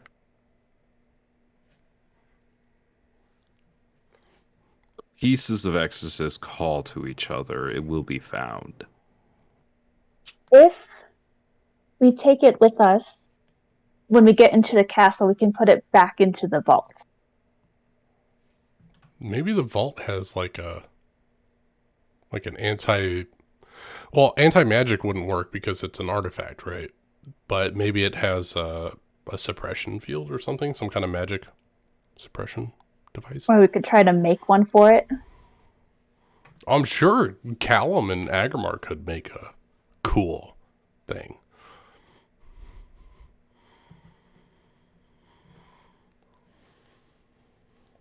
Just about time and resources. You know, what do we do with it now? And I mean, apparently we've got a day to work with it at this point, so we can carry it on us and not be affected. We just can't physically touch it.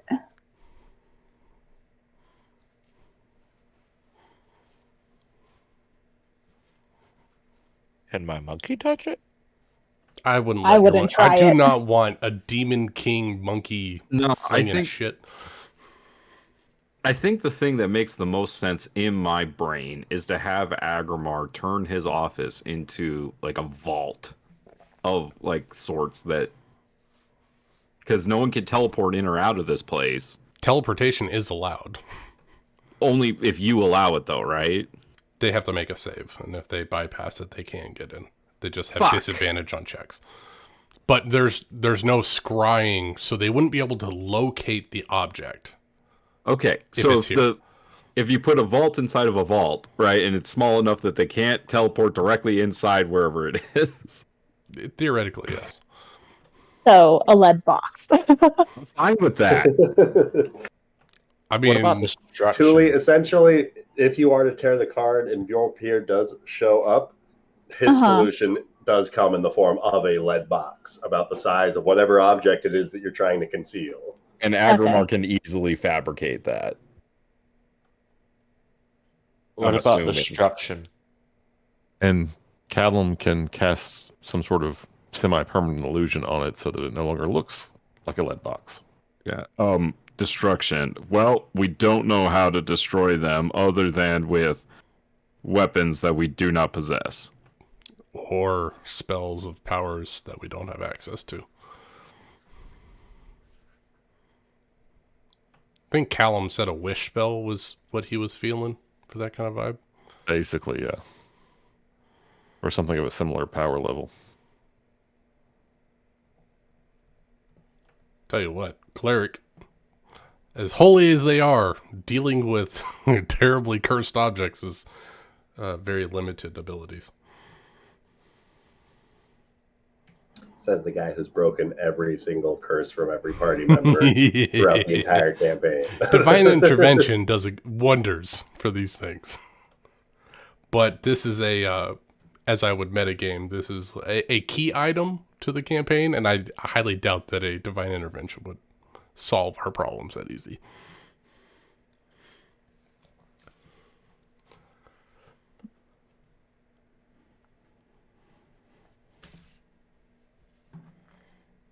All right, so I guess we now essentially have a lead box.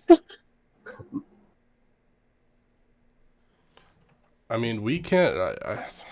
I can prepare some spells that will provide some protections over where the box is placed. I think we. Oh, the first challenge is getting it into the box and not touching it. Oh, that's easy cheesy. I got tongs. I can do that. Okay, I think maybe we're being paranoid. I wanted to honestly put think- chains around the box. Can we do that? Yeah. I can I have What kind of an chains do ability. you Are you want? going to try to carry Ooh. it? Sorry. Whoever's carrying it is going to be the target because that's who that creature was coming for. I have no problem volunteering as tribute. Okay. So you'd be carrying it around like a backpack? Yeah, or like a keychain, little dangly bit. I mean, I don't Oh, think we nice. should. Should we carry I it really around with think we us? should. I think the once we get biggest- into the castle, we should put it back in the vault, Well, and then if- nobody if- can get to it. I can make a I lead think box. so. If we got a couple of hours, I can make a lead box. We could put it in there. We could see if we're feeling the pull towards this item. You know, the will save, if it's trying to corrupt people, and if it's not, then I can forge a chain that can't be opened by a rogue, and it can be just locked and on my hip until we figure out something to do with it.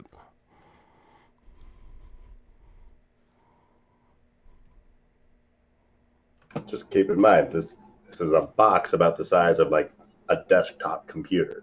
Hmm. Agrimar's like a little very keychain. strong. No, I know it's not a keychain, right?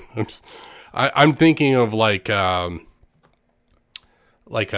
would be like in the small of his back, like a fanny pack type situation.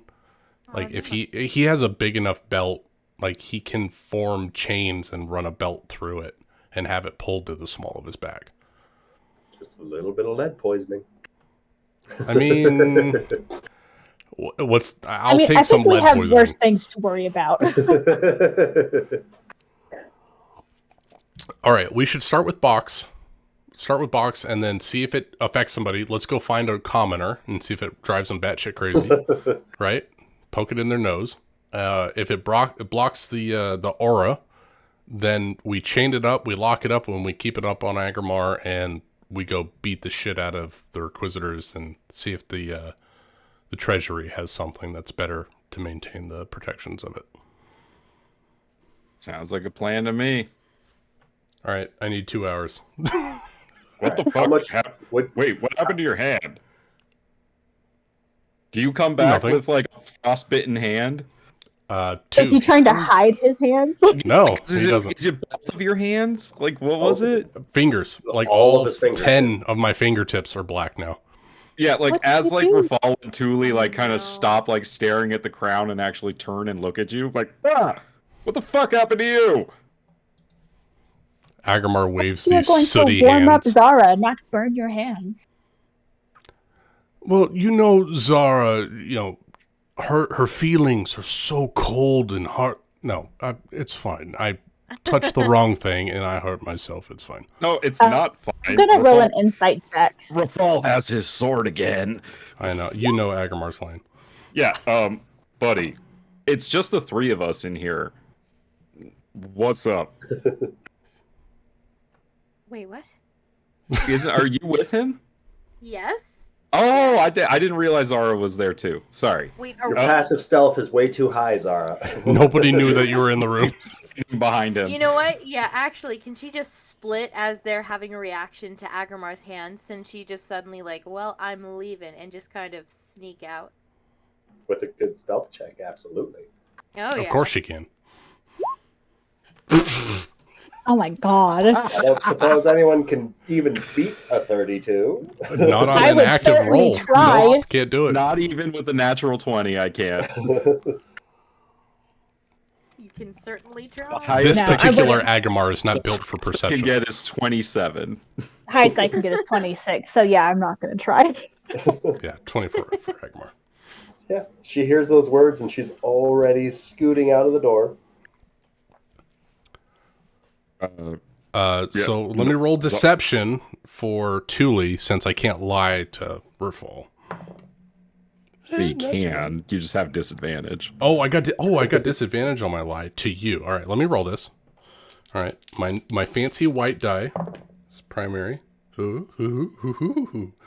All right. I'm sorry, Thule. That's a dirty 20.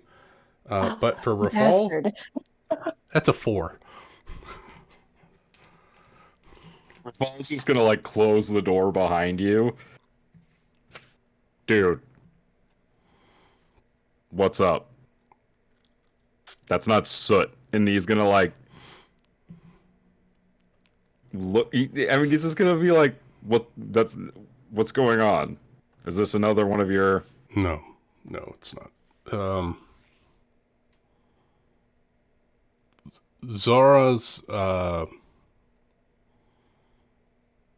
Zora has a ring that does cold shit. And I tried to pull it That off. she took and- off the queen? Yes, and I tried to pull it off, and this particular item, you know that my heritage is quite resistant to cold. This is something far colder than I have ever touched before, and it bit back.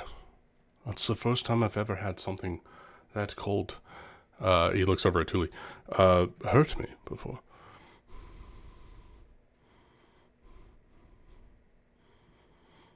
Is she okay? She's in control. Yeah, she's fine.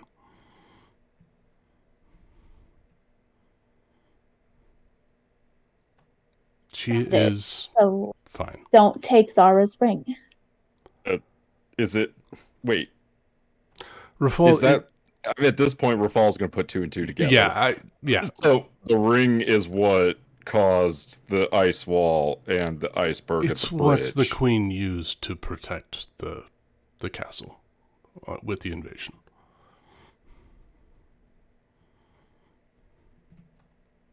It responds to the looks particularly upset. it responds to the user's emotions, to what they're trying to protect. The stronger the emotion, the greater the effect. Where did Artoria find something like this? Rafal, do we know how many artifacts are in the castle's treasury? No. What clue. kind of ancient, terrible weapons of war that were down there? She had Never- access no. to everything.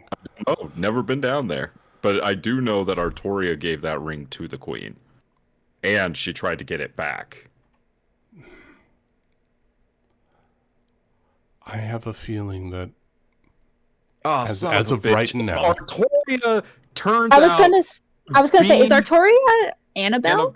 I'm gonna be so mad. Zumeria? I'm Whatever? gonna be so mad. God, that makes so much sense, but I'm gonna be so mad. so. Whether it was a benign gift or a malign gift or whatever, it is what it is.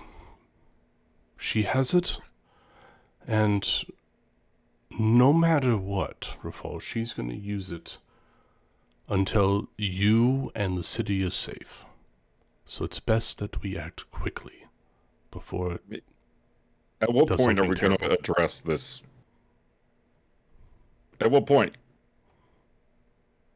Agrimar She holds keeps up his doing- hands. He tried.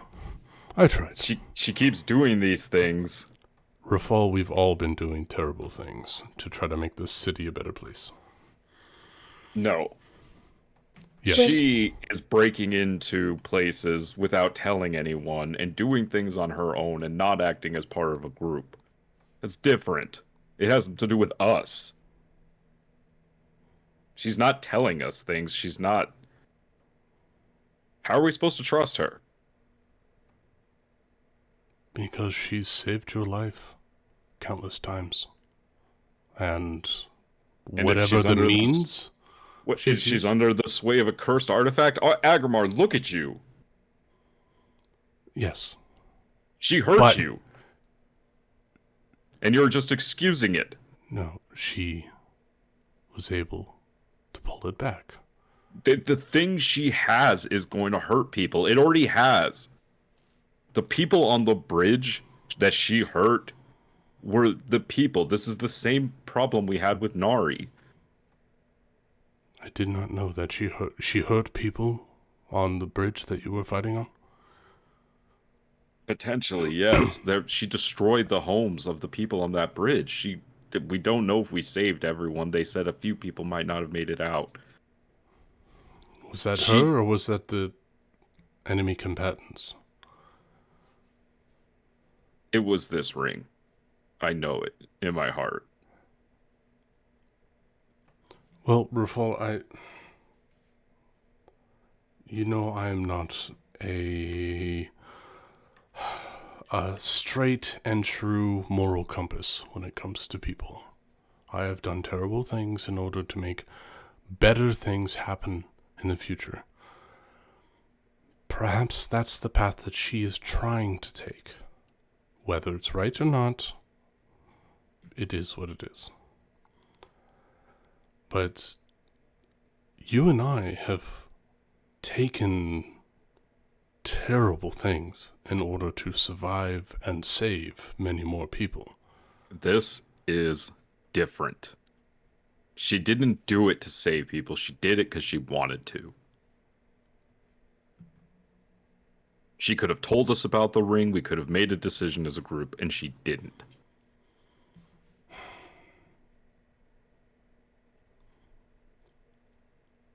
She took it, and she put it on. Yes, she did. And It would be like me taking this crown and putting it on right now and not giving a fuck what happens to any of you. I understand that emotion. I have thought of that as well. I have sat here with it all night. How much easier it would be to protect you and protect this city if I had the power that this crown would give me.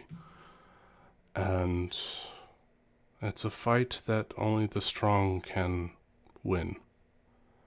And perhaps she is strong, her heart is strong, but I think she's taking whatever means she can to get to the end so that way she can leave. And she is just waiting for you to be safe and content before she can leave. And Are you sure? Because it feels like she's just staying by our side to gather power for herself. No.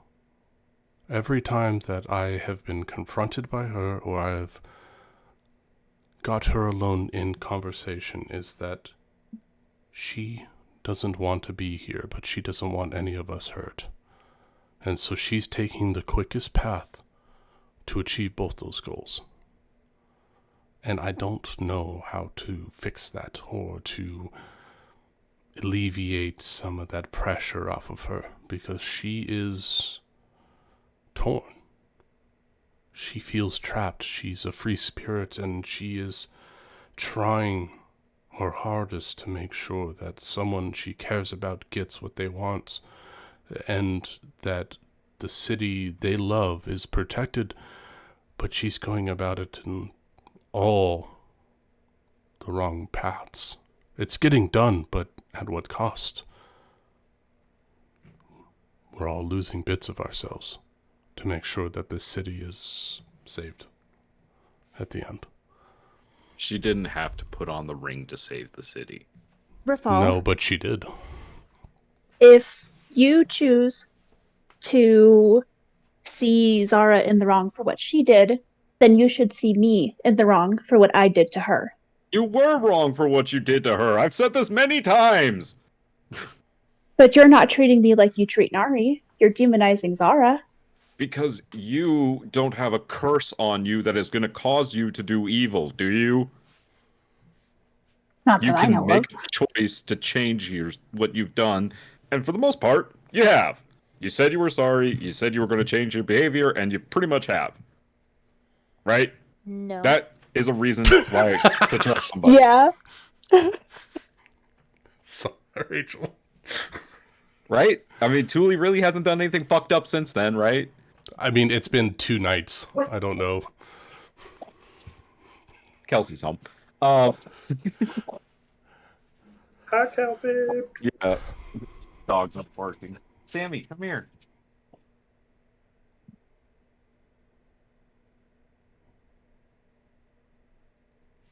So Zara, whenever you walk out of the room, where do you head to?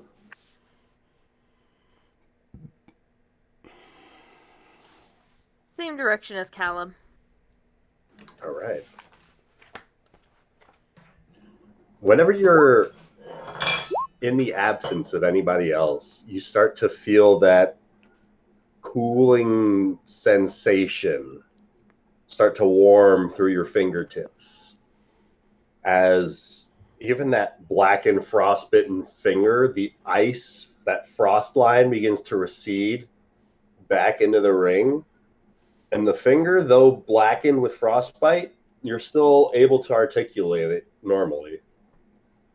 And you don't feel any different in that finger. And that tingling sensation is gone. All right. Zara will stop where she's walking, and she'll talk to the ring. How about a deal? You listen to me, and I'll make sure that I don't take you off my finger anytime. No, you know what? Never mind. She'll continue walking. No, I'm thinking Harry Potter. I'm like, the worst thing I can do is to acknowledge it. No, she'll keep walking. Or make deals with it. See, parcel moth? Is that shit? You just hear this voice whispering in a language you don't understand but are choosing to ignore so that you don't acknowledge its existence. And you're focusing more on the fact that you don't hear this voice as it's whispering to your subconscious. As you follow after Callum. All right. Hot. The dogs are still barking. I Hi. think it's done for the most part. Are we back in the room? Yes.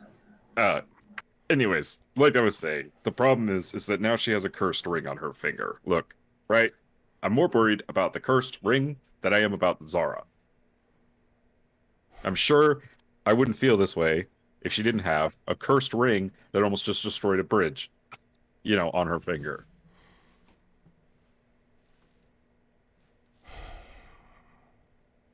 I suppose you're right.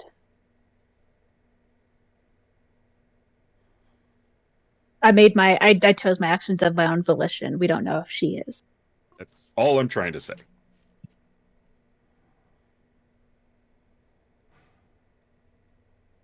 So what do we do? Cut her hand off? Delamar, what do you think about all this? Are you being like a creepy fucking tree in the corner or something? Did you wild shape into a fern? Squirreled out. No, I've just been kind of sucking everything in. If you cut off her hand, I can fix it. I mean, if I had to guess, I would say a lot of this comes up to her, because apparently, and he motions to Agrimar's hands, there's no just taking it off. I mean, to be fair, that was my own damn fault.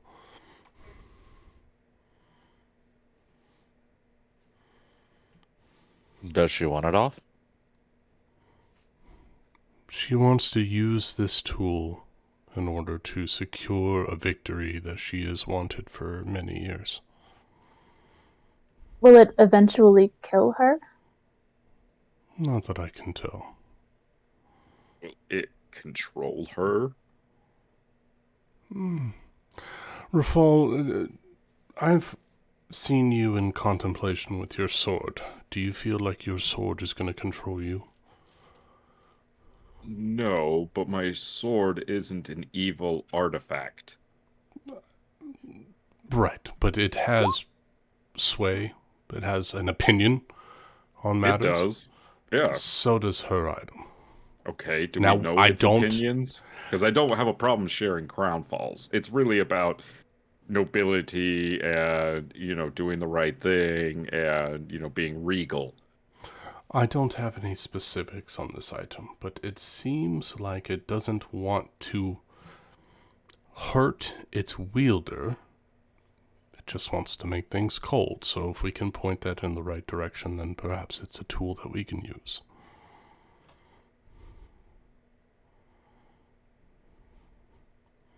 I can remove it. The curse can be lifted, and the item can be removed.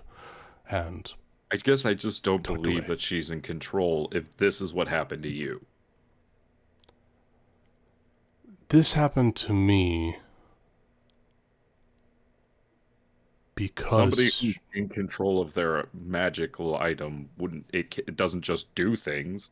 So if she's in control, you're saying she did this to you. No. Well, I mean, perhaps she was afraid.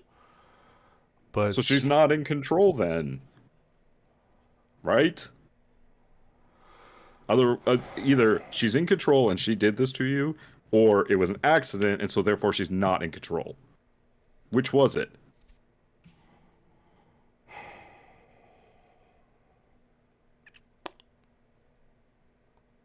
It was an accident, and she was able to contain it after the fact.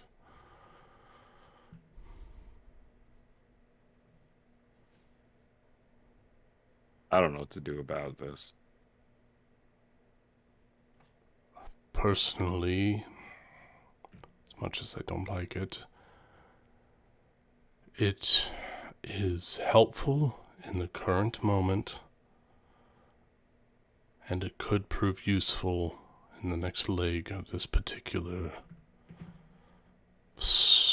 campaign that we're on. And if What if she what if she goes out of control? I mean, quite frankly, Rafal, all of us can go out of control with this thing. And he points Look, to the crown at our side. You weren't there on that bridge, Agrimar. She almost hit me with it. I was right She didn't there. mention that. Of course she didn't. She probably didn't know. What about Also, she just hurt you, right? So that's two people in her party that she's already almost hurt with Rafal, this thing. I've been hurt by a lot of people. I don't care. Fix your I'm hands, more then. worried about her being controlled. Fix your healer. Fix your hands right now. Unfortunately, Rafal, I don't have the spells in order to fix my own hands at the moment. Thule will attempt to fix his hands with her lay on hands, if that's possible. Sure. What's it look like as Thule casts lay on hands? She kind of, as best as she can, like gathers his fingertips in between her palms, and it's like just kind of a warm, kind of radiant light, just trying to heal the frostbite. I'm going to use all 15 points of it. That porcelain skin returns to an almost polished white. Fall will calm down a little bit. Rafal, it's not... I agree. The means may not be justifying the ends at the moment. Thank you, Thule. But I just,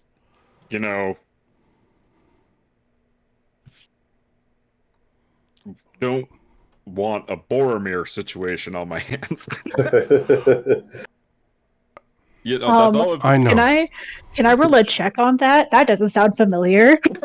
Yeah. Can I roll a history check on the legends of terrible people in Lord of the Rings? There's a play that I love, all right, and there's a character in it where there's this magical artifact, and you know, DK joking. Yes, wonderful brings author. swing underneath him and and he attacks, the main character to try to get this from him, and it's the weapon of the enemy, and they want to use it for themselves, but it's evil, right? Like Agarmar points to the crown. Evil to fight evil. That Is is what I'm the trying to say. That is the worst evil that we have now. If Nari was her, technically, she has two evils, would make her the most evil. That is the most evil thing in this temple. Well, not Zara. Revolt looks over at the crown. I'm pointing at the crown. I'm pointing at the crown. Oh, yeah. That is the worst evil in this temple. Zara is... She as a person is wonderful, but as with the item she has, she is a weapon that can be used in this current event, this current war. I'm not just going to use Zara. No, but point her in the right direction and she will take care of herself. That is using her. That's being manipulative. I like it to think of it as guidance, Just perhaps maybe go in this direction and... Yeah, and what if the ring does something to her? Yes, I don't want her to have it. I really don't. But she saved you. Whether it almost hit you or not, at the end, she saved you. And you can turn the city around. And I can lift a curse if I need to. I've done it before. I have the ability. We have had this argument before. It's exactly the same as the rat folk. You thought you were doing something to help me, and it didn't. I thought it How is this different? Doing evil things to try to fight this evil is not going to get us anywhere.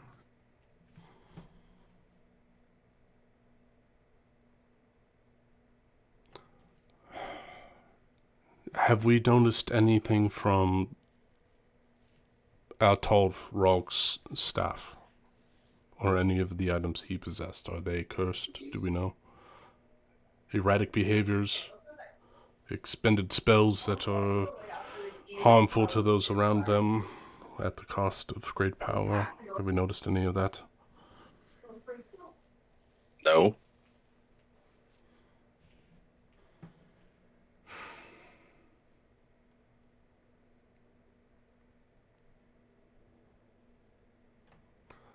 Perhaps you can speak with her in the morning and she'll have a cooler head, part of my pun, and we can figure this out better, more diplomatically. Because it's three of us that are deciding the fate of another person that has their own opinion on things, and I don't feel right about that. Well, basically, I think what I'm saying is I want to stage an intervention.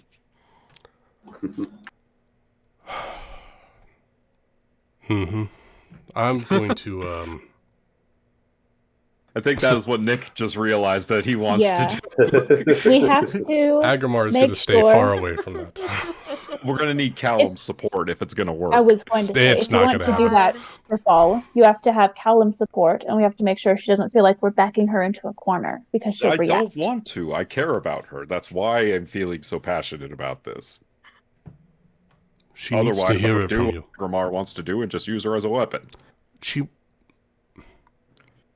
wants to use herself as a weapon. She does. She's throwing herself to the wolves in order to accomplish your goals, Rafal. Get you to be king and get this kingdom safe, so that way she can fuck off and go to another country and live her happy life with Callum. Well, I don't want that. I would rather she just fuck off and go live that happy life. Then she needs to hear that from you. Does anyone except Callum know that? I mean, we all suspect it, I think. Isn't that what Zara told Agramar when she asked him about Thule? If she was like controlling him or whatever? Callum was there when you two short fucks, cornered me in the armory and started grilling me. She was like, I'm ready to get the fuck out of here. Short fucks. She has Yeah. implied it many times. Excuse my French, but yes, you told- do short fucks. Didn't she tell Thule that? She's told everyone she's only here to get Rafal to be king and then out of the fucking country. She wants to leave. She's waiting for Rafal to get his goal, and then she's leaving, right, Rachel? Yes. Yes. So, Rafal, that's what she wants. She doesn't want to be here. She wants you to be safe, and then she wants to leave. She doesn't care. Well, if she's gonna stick by my side, then she might not ever leave. So That, if she I told her wants- that. I said it's never going to happen. wants to leave, shouldn't we just let her go instead of putting her in We've been trying. harm's way? I think all of us have been trying. I told her to leave. I said if she's not happy, I've told leave. her- pretty sure I've told her the same thing. So do we have to kill her? Is that what we have to do? We have to kill her, take her to another country, revive her, and then be like, go? That seems a little extreme. Yeah, I mean, it's not the first time I've Seems a contemplated little someone's extreme. death in order to solve problems. I think I'd like to start with our words and this intervention. I thought idea. words failed and more drastic measures were We ready. haven't really had an intervention with her. It's not going to work. It's not going to work. It could happen. She tried to break into a man's house 4 times for nothing. She's not going to listen to what you have to say. It's One of just those part was of the pattern of right. behavior that I want to address. He's not mad, just disappointed. She's just disappointed. Andy doesn't want his friend to die. Really? Yes. Nobody wants Zara to die. Oh. Except possibly Zara. Except for possibly Zara. So is this right That that is- everyone is yeah. chilling in the temple You're tonight? not wrong. Yeah, we're taking our long rest in the temple tonight. Hmm. This morning. Good. This mid morning. Very good. They're having good. this intervention right next to Sarah when they're eating breakfast. This loud whispering conversation. They're starting to put up banners. We love you. Ryan Trying to Agamar make- has trying something he make wants to do bets while on who everyone's will sleeping. win. What you got? Once everyone's asleep. Well, you're in luck. Callum's already asleep. Yeah, this is pretty much the end of the session, bro. So you're up. Yep. Hmm. So while everyone else is snoozing, Agramar alone remains awake in the night, prowling about the temple. Yeah, he's taken his armor off so that way he can get some rest. So he's slightly more quiet. He's gonna find Zara, and he's going to use an 8th level spell to remove curse and attempt to take that ring from her. All right. This will be a sleight of hands check to pick the lock on the door, stealth check to get into the room. Agamar has the key. Okay, so stealth check. It's my to get into temple. the I room. have the damn key. Zara, what's your passive perception? Like 25? Is it a disadvantage while you're My sleeping? passive perception is 22. So Jesus while she's Christ, unconscious, it's a 17. I was minus 10 when you were asleep. Oh, Minus boy. 5 for disadvantage. All right. What you want from me, Ryan? Stealth check to go into the room, like to cross the room to get to where she is. And then 19. a sleight of hands check to All right. pull the ring off of her. Nice.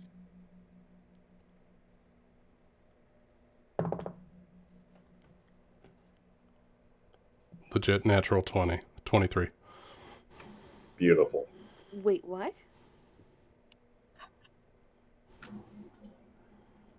Also, casting the spell on her. Yep. Is it what are the components to the spell? Like a verbal Yeah, somatic? hold on. I gotta go. It's my 3rd level spells. Doesn't actually have upcasting, but that's the only spell I have left for today. I'm making sure it happens. Hold on. 3rd level. And this is remove curse. click on it. Let me click on it. D&D Beyond's not working. Fuck you, D&D Beyond.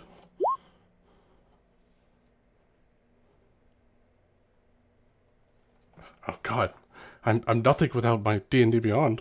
I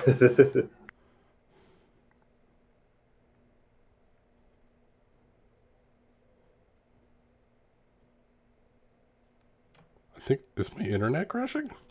Like we could hear you. Yeah, we can hear you Loud fine. and clear. Because my phone's like being apeshit. I think it's the website. Hold on. Not bestow curse. Verbal and somatic. So fingers and auditory. All right. So what's it sound like, or like what's it look like as he's casting the spell over Zara while pulling the ring free from the frostbitten finger? Agrimar slinks down, and with his already frostbitten fingers, he starts weaving an incantation, and he's going to speak it in a dialect of primordial, that of like a mixture of Aquan and Aaron, where it's like cold, so it sounds very crystalline as he's talking. And he's going to speak this cold incantation in order to isolate his fingertips so that way he can reach and grab this ring off of her finger. As your grip tightens around the ring and it starts to pull from the base of Zara's finger, you feel this frigid blast of energy as ice shoots up your fingers as you pull your finger free from Zara just before the spell is able to encompass her hand in the casting of it. Agrimar, as your flesh begins to turn once again into ice, I need a Constitution saving throw from you.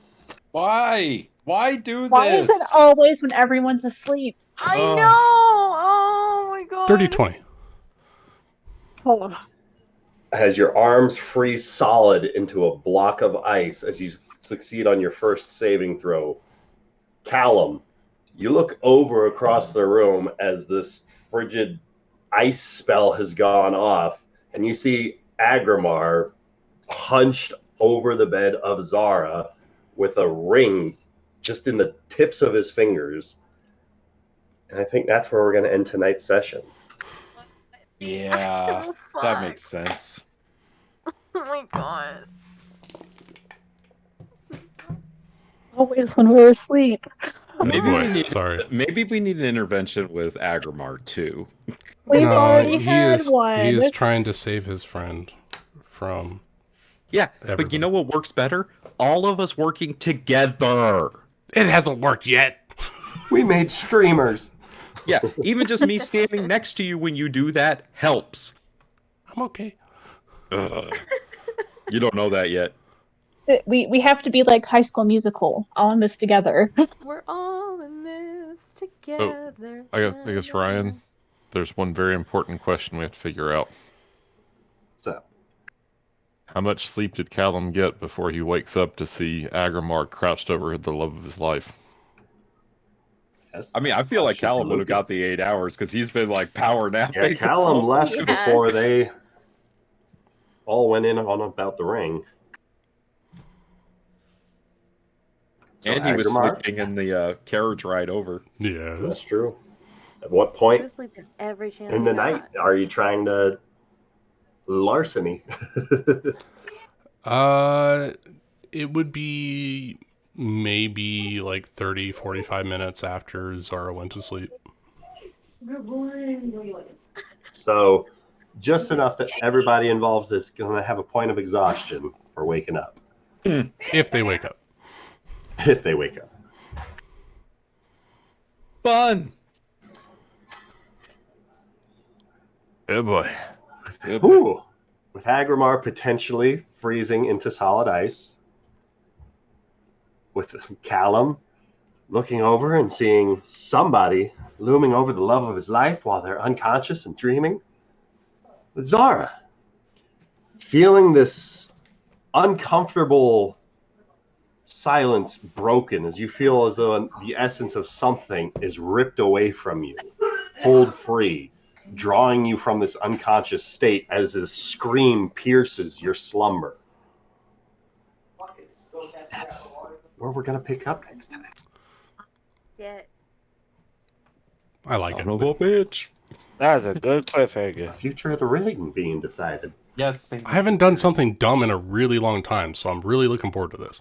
Oh yeah, it's been like all of what, 3 seconds? Time was No, I've been really good. no. The last time was when he ventured off when we were with the That little wasn't dude. dumb. I had Yeah, ethereal. It no, wasn't that going to was- do nothing to me. No, With you the slime no, dude? You followed a spider.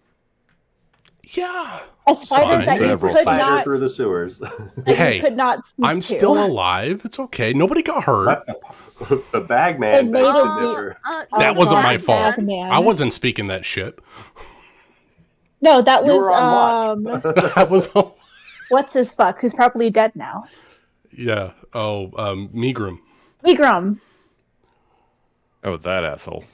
the little. Look, I could have been really bad and tried to take Zoro's hand, all right? I was trying to be the good friend and take away temptation. I would have totally like laughed if you would have taken her hand. That would have been hilarious I and full of drama. totally would have been for just cutting her hand off and reattaching it later. I love how that was like the first option. Right. It's not I money. feel like Cut her hand it's off. the most direct. Or option. why don't we just kill her and then take her somewhere else? Yes, I mean, I thought that So, might Lucas, I mean, you do understand that if you cut off Zara's hand, Cognar doesn't get his back. That's why I wasn't taking it. I was taking the ring that would cause her to lose her hand. So I was preventing a Cognar situation. Could you make like a gauntlet that would have worked as a human hand, kind of like when Luke? I've lost done his that hand? before, yes. Why didn't you cut off her hand? Because I don't want her upset with me. Because then she'll only Because be able to use Agrimar isn't an crossbows. extremist. 9 she's- times out of 10, whenever you wake up to somebody having cut your arm off in your sleep, you're usually upset with them. You're a little upset. I'm very upset. Yes. Yeah, but she's been Ooh. using crossbow. She's been using crossbows the entire time. But you'll never get to use those motherfucking bear paws again. That's true. Oh my god. It would be a No. motherfucking bear paw. Just permanently no. attach one of the bear paws at the stump. Oh, you could Why be like that not? guy in South America that had a couple of knives attached to his arms. A real southpaw. Ooh, Right. that's a question. Did you What did you hand? put the ring on her dominant hand? On what finger? Ooh, what hand, what finger? Did I accidentally pull off the ring of invisibility feather or fire whatever? Hilarious. I think you must have gotten the right one since it tried to Try to kill me? Crazy. Yeah, it tried to frost blast you. Mark you. Although we don't know if it has frozen yet. We have to wait. thought I you know rolled this a is 20 dumb on and the very save. ignorant, but there is no curse that has been able to contain Agrimar at this point. But he has to succeed on the spell. I know. I know. Can we just do it right now? Please. No, I think leaving it for No, next time is that's a good because I gotta take off. We got pirates next week. All right, Oh, yay. later, y'all. Night, Nick. Later. Good night. Great What are we session. going to do for pirates? Oh no. I have a brilliant idea, by the way, for pirates. Oh. Yeah. How Do to tell. teach Ascari to understand common. Aw. And that is the One Piece version of Sesame Street. Yes. Yeah. You got to save that for the show, though. Rachel, are you upset at me? Why am I upset? I was asking because I tried to No, take your I'm not. fancy item from you, No, no. and I because I'm almost not- outrogued the rogue. Am I okay? Wait, hold on. Am I upsetting you? Are you No, upset are you at me? upset? No, I'm not upset. I'm just asking, am I making you upset? Like, I'm sorry for doing that. I'm just trying to save my friend. No, I'm not upset. I also have to be honest with you. I am super high right now. So. Nice. She asked me. I'd like to preface this. She messaged me No, no, no, no. asking, No, "Is no, 100 milligrams of edibles a lot?" I said, "Well, that's Damn, the legal amount that Rachel. they can give you if you don't have a if you don't have a medical card. So each edible is 10 milligrams. I told her if she has a high tolerance to only take one. She took 2. Rachel. Look, I took it a bit. Yeah, Huh? It's been a week. And I'm on fall break, so I don't have school tomorrow. So party on. Yeah, good for you. I have to do like parent But things. no, I'm very yay. Yeah. Children's surgery. It's great. Can't run away from that. Oh no. What happened? Yeah. He's got enlarged adenoids, which is like a gland in the back of his throat that causes him to get ear infections and things. So we had to go get that removed. More or less, his tonsils getting taken out, right? No, they're keeping his tonsils, but they're taking the adenoids. Okay. Yeah, they said his tonsils are fine. I was like, well, that's nice. Well, I mean, you got scissors, right? You're fine. Just Oh, roll yeah. a d20. You'll probably roll a 20. Ooh, don't let me No, do Lucas, surgery. You roll. There you go. A You 3. make one of those. You can make one of those Oh. TikTok videos where it's like, you know, you go Like you get the surgery on a scissors, you Oh, walk up to God. the kid, Do it yourself surgery. Oh my. then you roll then you roll the die, see what you get. Yeah, no. So that's going to be a fun Christmas. He's supposed to get that done right after Christmas. Oh, dude. The worst thing is, like, we have to isolate him for 3 days. He has to go get a COVID test 3 days before his surgery. You have to isolate him over Christmas, and then he has potentially a week after his surgery before he can be around anybody. So it's going to be Just rough. a whole winter break for him. His whole winter break is That going to be stinks. ruined. Poor kid. Dude, I had almost the same thing happen to me. I got all 4 of my wisdom teeth taken out as soon as it was possible over Christmas break. Hey guys. Nice. So I'm about to dip, but I had a buddy just ask me a question. So he's doing a little battle royale. One of them made a fire genasi druid. The druid set fire to the forest, and then he wants to wild shape, but he says that the fire doesn't hurt him, whereas everyone else says fire does hurt you when you transform out of air genasi. So that's right? You take on the physical characteristics of whatever you transport into. You keep your mental and personality. There's also some racial traits you keep as well, but he's an air genasi. Or is he a fire genasi?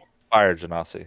I believe they're only resistant to fire, correct? Only resistant. Yeah, so they would still So take he'd fire take damage half anyway. damage. Yeah, if the form shares the same characteristics as his human form, then it would have resistance to fire. Okay. All right. Thank you guys. That's I'll why see why lizard folks, if you choose a dinosaur, you get your bonus to AC. You get the dex plus your whatever. Oh, that's dope. That's why the druid that you met in the bar was lizard folk. Oh yeah, a lizard folk cookie. I chose dinosaurs for extra AC. All right. But I gotta get going. Thanks for the Jeremy. game, guys. Night. I'll see Night. you all. I'll see you all next Sunday for Pirates. Yar. Yeah. Speaking of pirates, actually. Oh God, what now? No. It's fine. I just might be a titch late. This weekend is really full of derby. I have roller derby in Phoenix and then roller derby in Flagstaff on Saturday, so I'll have to be driving home on Sunday. And I also have another derby thing I have to be at, but I will try to be here on Sunday. I just might be a titch late. That's Right on. fine. We're not gonna have Panala-centric things on this island at all. I mean, if I'm late, just kidnap her. It would be. It's not gonna be the first time I've done that. Shit. Need to fill. Do you remember having Erling? That poor son of a bitch. Oh God, yeah. It's. Do that's you why remember she having the feels rookie? bad. She feels She's so been tortured bad. for like 2.5 years. I know. I mean, why not? Suffering builds character. Right, yeah. Yeah, look at Amedrin. He's quite a character. Oh my Lot of god, he's suffering super there. weird. Less suffering, less suffering. Oh shit. I